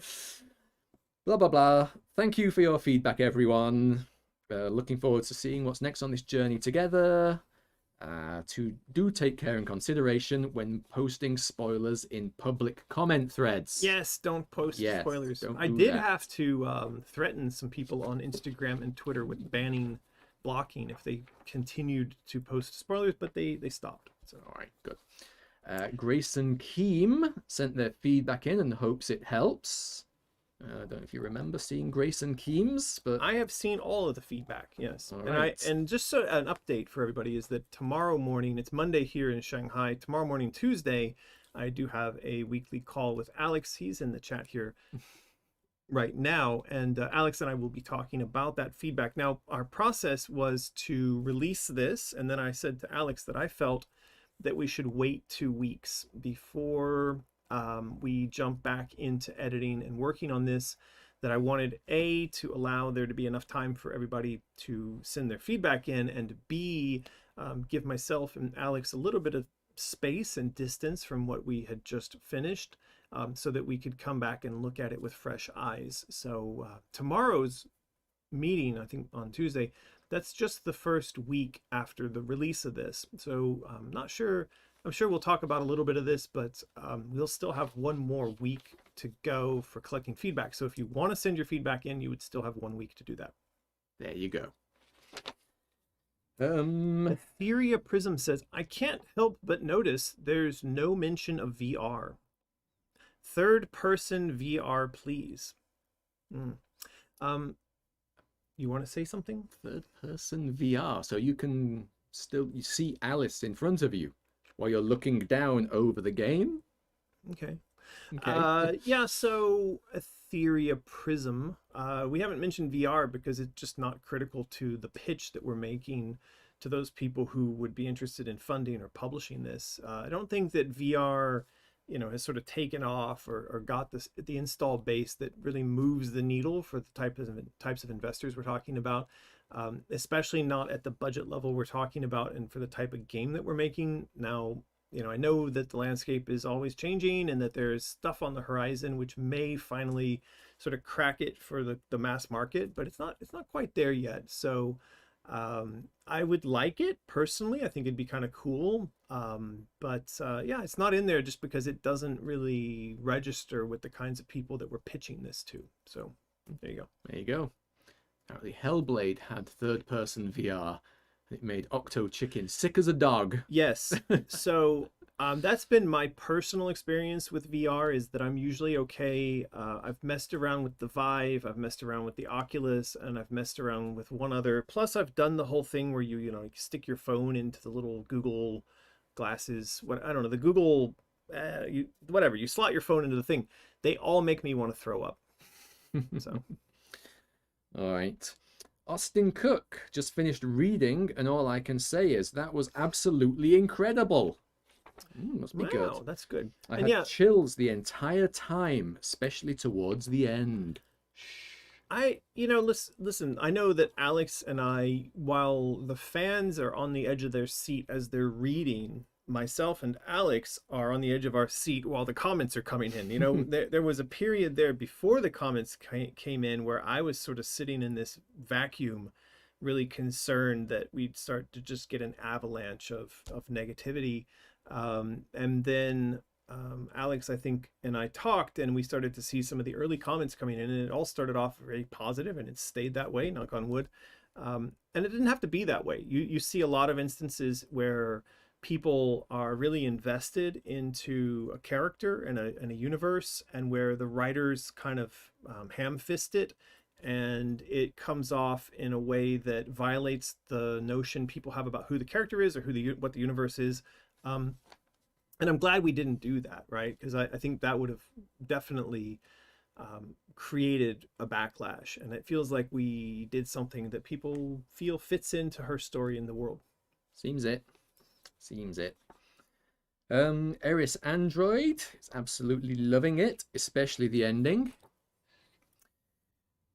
Sebastian thought they would refrain from reading because they want it to be a surprise. But screw that, they say. I'm so excited.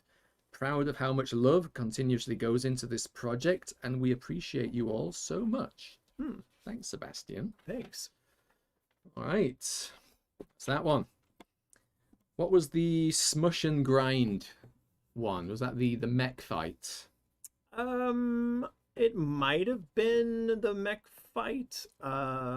Yeah, surely that would have been the mech fight, because it's talking about smush and grind. So this is the post that had some of the early concept artwork for the showdown with the March Hare and the Dormouse. Okay. And I'm trying to get it to load up over here on Patreon, but the internet's being really slow. All right. Well, Robert Hardy is the one who says, nice to see Alice smiling for once in the bill pick. So, yay. Yes, a lot of people reacted very positively to the idea that Alice could smile. Yeah. Death of Link. Ooh, Death of Link? Death of Ink. A chance to actually fight the boss proper. That boss proper. Hell yeah. I think a lot of people will appreciate that. Yeah, I think that anybody who played Madness Returns and was disappointed by the sort of fake out that happened when you went to fight this thing. There needs to be another fake out in Asylum. I mean, where it looks like it's not going to work, and then it would does. be really, really funny if we brought this thing up again, and then, like, despite whatever we say in the design here, it should at a minimum, I think what should happen is that this thing should come up, it should look like it's gonna fight, it should do the fake out, like it should fail, it should fall down, and it should do it long enough that the audience is like, not again, and then it should get up and kick your butt, right? It should do it for like hours. And you go to another part of the game, you forgot all about it, and then you come before back. it comes crashing back through the wall. That would be kind of funny, like a Kool-Aid man, like oh, smash. yeah. Oh yeah, Mecha Smush and Mash is back to get you, Alice. That would be very like it'd be funnier in this scene too. Like she's all like, happy and she's "Hey, taking bye." goodbye. It's And like, they're like, Drill. it could literally come out of anywhere, right? It could come out of the ground It's with got a this drill. big drill Could come from bit anywhere. hand. I don't know. Could We should think about that. That'd be very funny. could be like the new Kato from the Pink Panther movies, just jumping out of closets That's and right. stuff. You never know. All right. Yep, Grayson Keem also saying we get to fight the mech now. Great stuff. Somebody in the comments says, and their handle is former clan member. They're asking, can we get DLC and microtransactions? Sure. Why Yeah, not? you can go play another game. Yeah, that's a really dumb question. Everything we've ever said about this is no DLC, no microtransactions. Well, haven't we said there will be, but it won't be like pay to win. It won't power you up or anything. It's just purely going to be like, if you like some cosmetic stuff, you can have some if you want. Yeah, stuff like that. But I'm Yeah. sure that anybody who says, can we get microtransactions is being dumb and sarcastic. Definite horse armor. Yes. It's horse. All right. What else you got? Nicholas Brokaw, very excited to see the mech making a return, and even more excited for the release of the narrative outline. We're going backwards through time here in comments. Cycross D4, that fake out scene in Madness Returns was a sequence I recently streamed. Always a hoot. Is there anyone that doesn't know about that now? Oh no. I don't know. Yes, Dark Eve. Ecstatic for seeing the return of the mech. We were denied a good fight. And now we get it, and it's wonderful. As for Bill and Alice, that's so cute. Cheshire looks satisfied. So, does. former clan member politely says, I didn't know. Thank you for answering. See, I It's very expected, polite. I mean, especially for somebody with a nickname like former clan member. Look, that's me. Different That's clan. me judging a book by its nickname on the internet. It is. And then I'm told that this is just a very polite former clan member. Who knew? It's supposed to do that. All right. We're getting very close to the end of our 2 hours here. Well, the last one was the London's burning and sinking post. Was there anything good here? There's Rachel Garza commenting on the beautiful artwork again. Salah. It's got to take real talent to burn and sink something at once. This is true. It does. Yes, it really does. We've got talent to spare. Yes, people bigging up the art. That's good. Thank you very much for that. It is a very pretty post. This is the one that's got all the artwork from Joey about London, well, burning and sinking. Just a reminder, all of these posts are free for you to view. You don't have to be a patron to go over there and read all of this stuff. This is, a glimpse into the process of how the art tasks that are driven by the story get turned into the artwork, and the back and forth that we have about implementing this stuff so that it can become a game. So yeah, if you're interested in like how the game vision is taking shape, Patreon is definitely a great place to go and have a look at all that stuff. Sure is. There you go. So we have got to the end of today's stream. Now, before we go, I know it's any shout outs. Oh, I don't know. I mean, we normally would, but I don't have any information about shout outs. So do no. you see I don't. is Andrew in the chat there? No, just No. occurred to me. Okay. So I think it's been almost a month since our last live stream. And I know for those of you that have been joining us, I've said repeatedly that there is movement going on with the potential investors and the redacteds and all this other kind of stuff. A quick update on some of that. Now, the guy that is our point person at Redacted 1, that for those of you not aware, we're in China, right? We're based in Shanghai.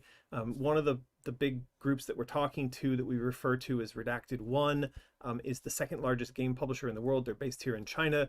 And the guy that we're dealing with, he's down in Guangdong province in a city called Guangzhou. Actually, I think he's in Shenzhen. But anyway, he's down in the southern eastern quadrant of China.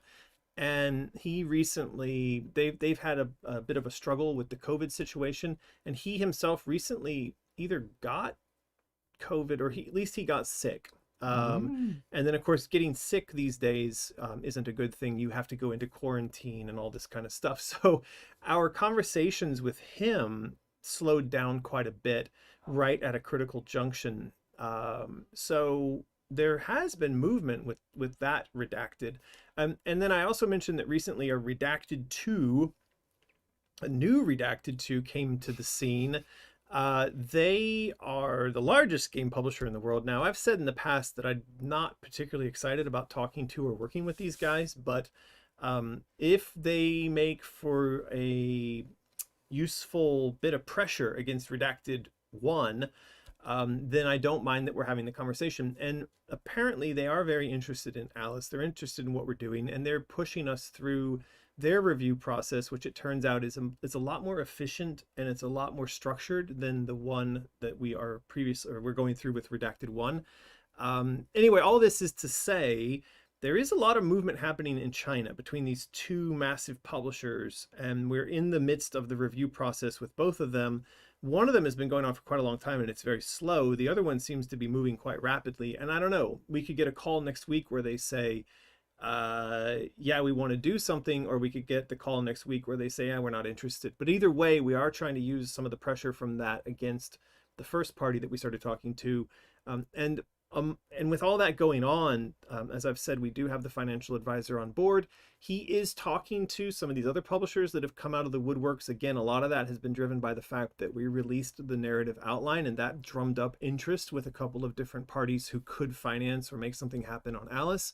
And of course, there's this larger pitch for a studio that involves players in Hollywood, players here in China, investment coming from Europe. I mean, it's just turned into this huge this giant mess. I'm not even dealing with a lot of that stuff day to day. We've brought this financial advisor on who's dealing with that stuff day to day. He's doing all the phone calls and taking all the meetings, but it does seem like he's making very good progress. So I don't have anything I can share today where I can put names to the conversations. But I mean, I think that today I have shared, there is a European publisher that's come forward that's interested. There's a Chinese publisher that's come forward that's interested. There's also developers that we've now hooked up with and we've signed agreements with to make the whole package for what we're talking about more real for the people who are interested in it. So there is progress being made, but as of right now, today, we can't point at something and say, haha, that's done, but I think we're getting closer. So that's the basic update for where we are in the redacted format with everything that's going on. So hope that makes sense to everybody. Good though. Yeah. Even with redactedness in, movement, positive movement, other parties joining the fray. It's all positive. Yeah. I'd prefer the European publisher if you can get money from a source other than an authoritarian regime. That is good. It's funny. The idea of authoritarianism, one of the things, because I see this come up often because we're in China, one of the things, have you ever seen anybody with a gun here in China? A policeman? Only these guns. That's it. Bye-bye. Yeah, it's crazy. It's so clean and safe and lack of anything that feels militant or aggressive here. And so every time I see people comment on authoritarian regimes, I just think man, when I lived in San Francisco, there were cops there that would stand at the crosswalks and who looked like RoboCop. They were carrying bandoliers and grenade launchers and multiple guns. And it just was scary, like the little, the tech sunglasses, and little earpieces. And they just looked like they were ready to go into full-blown combat. And you don't see stuff like that here. I'm sure you probably don't see that in the UK very much. This notion that people have about what it is to live here, what is China, it goes back to what we were saying about the misinformation. I think I've heard before, there are 2 people in the world when it comes to China. There are those that say all these bad things about China, and then there are the people who've actually been to China. And if you actually come here and you see it, you will have your mind changed, and not forcibly. Although they will take your livers. Do you still have your livers? I do. No. Mine's useless now. Yeah, It's just full of gin. Yeah, they took all my livers, so it's a shame. All right, everybody. Got to do a fourth thingy. We do have to give out another prize. So the fourth prize will be a liver. Yeah. Martin's liver. What's the question? Well, I was thinking, based on what we were just talking about, maybe not a question. Just mix it up a bit. I know you love it when I do that. We could do like a lightning question and answer round. Like people can just fire like quick questions, like China questions at us. Oh boy. What's this like? Have you done that? Have you seen this? Yeah. And we'll pick them out and we'll answer fast I don't for like the next that, but like couple of minutes. I'm not a fan of that. You know, we can help, spread some good, some good feeling and fight fake news or whatever. Somebody in the chat says, aside from current events, how open is China to tourism? People could visit and see for themselves. I challenge everyone to go and Google how many tourists went to China before the pandemic, and go and Google how many tourists went to visit Xinjiang inside of China, the place where you say, people say there's all this terrible stuff going on. Do you know how many people visited Xinjiang last year? Like 50 million. 200 million people went to visit the place where they tell you all the horrible Nazi stuff is happening. Right. It is incredible the amount of tourism that goes on here, and anybody who wants to fly into to China and go do tourism, you can do. In fact, when you get a visa, oftentimes they will give you a 10-year visa that allows you multiple re-entries without having to go and renew it.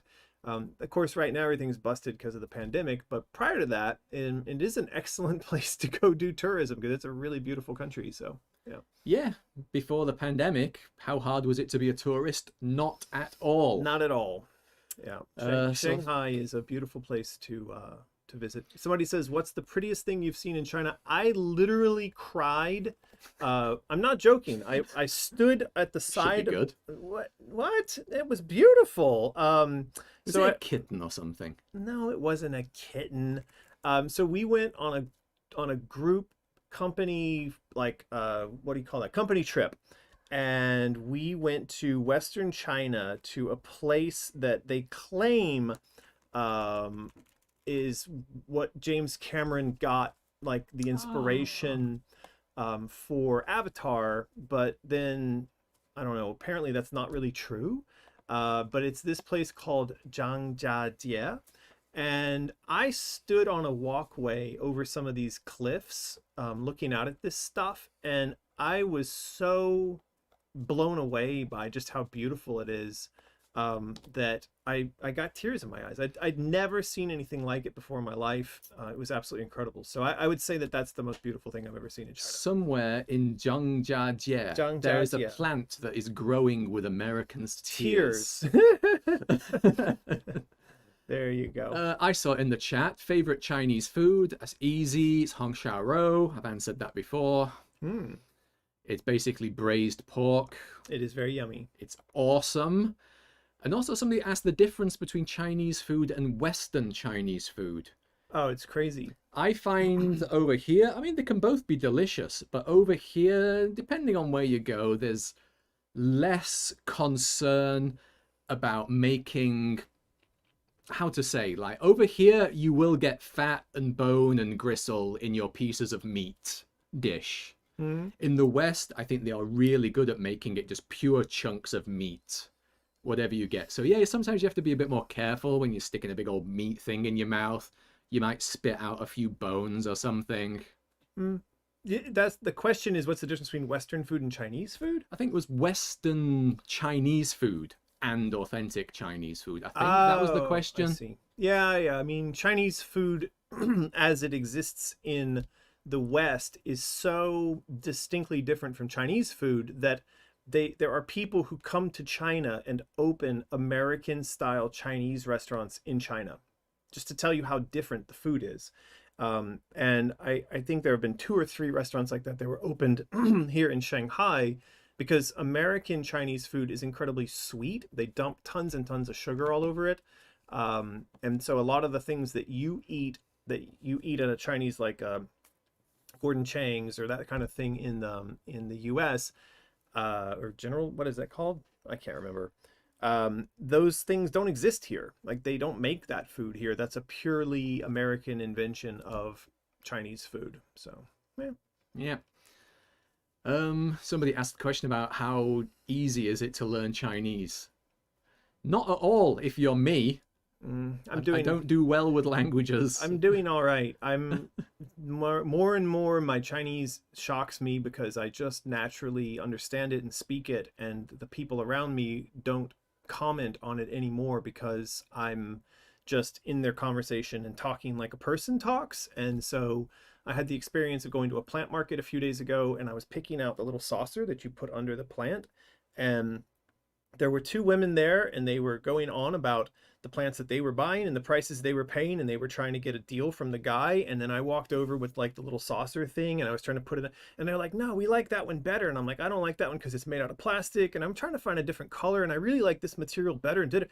And they, not once did they even look at me like, oh, you're a foreigner. And not once did they even say your Chinese is really good, because we were too busy talking about the little thingy you put under the plants to keep the water from going. And after that happened, because I stood there talking with them for like 5 minutes, and then after it was done, I was like, that was really weird. Because you get to a point where you don't even realize that you're speaking another language, and it just kind of comes out. And you also don't realize that you're listening to another language, and it just comes out. So I don't know. There you go. And my kid, Lucky, he's 2 years old. He primarily communicates in Chinese. And so if you want to understand him, you need to be able to speak Chinese, and you need to be able to understand Chinese. And then when you're listening to him, you're listening to like baby Chinese, which is quite funny. So you have to have an understanding of Chinese that is Chinese, and then you can interpolate or extrapolate to what a child is saying, because his pronunciation and the way he puts it together oftentimes is kind of hilarious.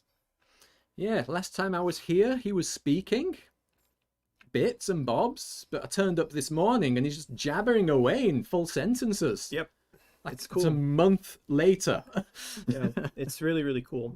And he's got English as well, but it's interesting to watch him growing up in a dual language household, because, so for instance, in Chinese, they have a word or a character which is bu, and it means not or against or the opposite of. So like if you wanted to say something's good, you'd say how, and if you want to say something's bad, you'd say boo how. So it's the negative of how. Well, he's now using boo in combination with English words, so it's really funny to hear him like say lucky boo eat means I don't want to eat, but you know, it makes sense if you're a dual language person. You're like, oh, Lucky doesn't want to eat, you know. And so he's got this very natural mixing and matching of Chinese and English, which is kind of hilarious. And what I've found is that so Chinese is actually really easy in terms of pronunciation and the description of things.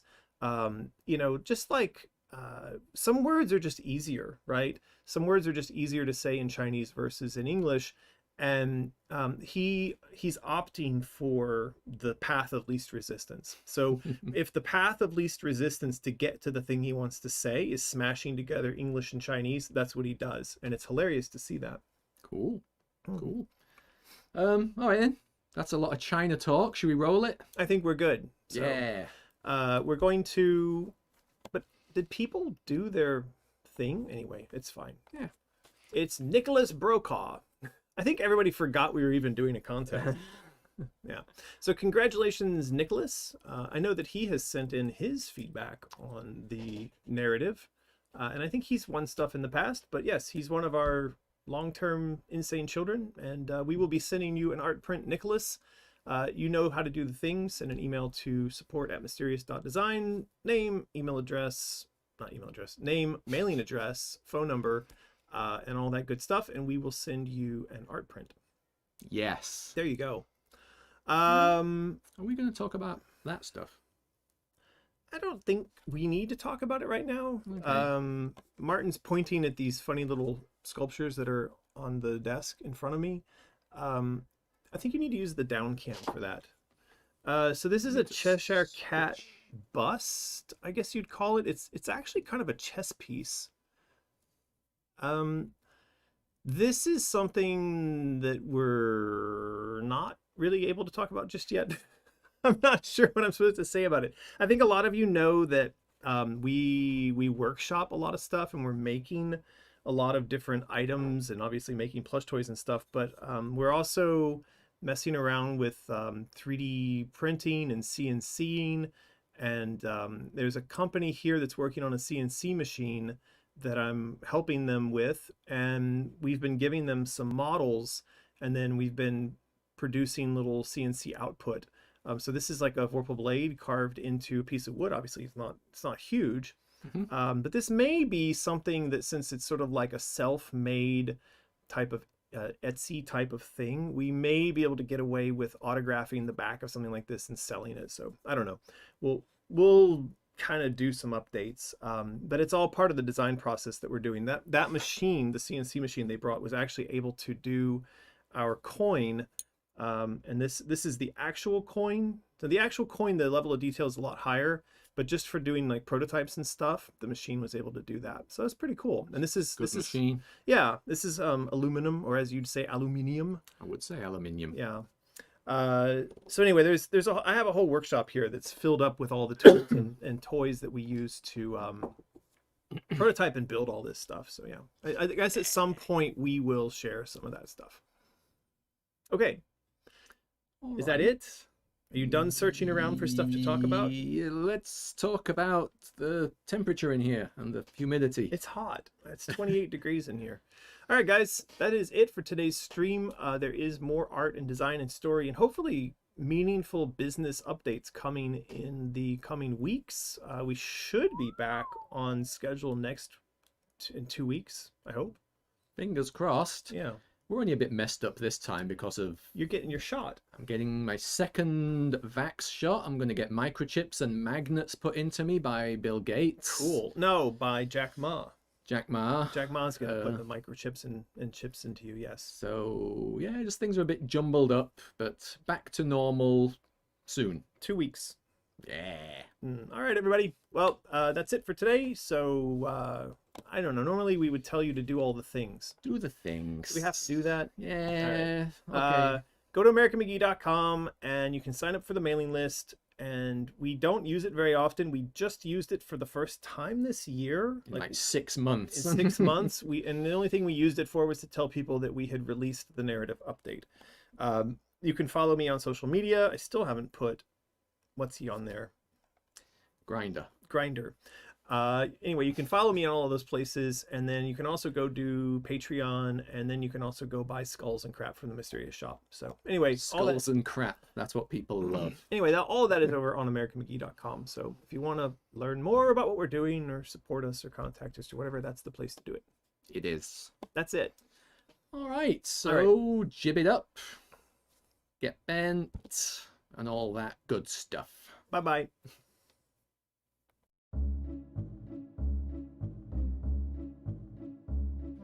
The world is full of friends with fur who fill our lives with woofs and purrs, who seek our love and pets and snacks. And if you're cruel, they won't fight back.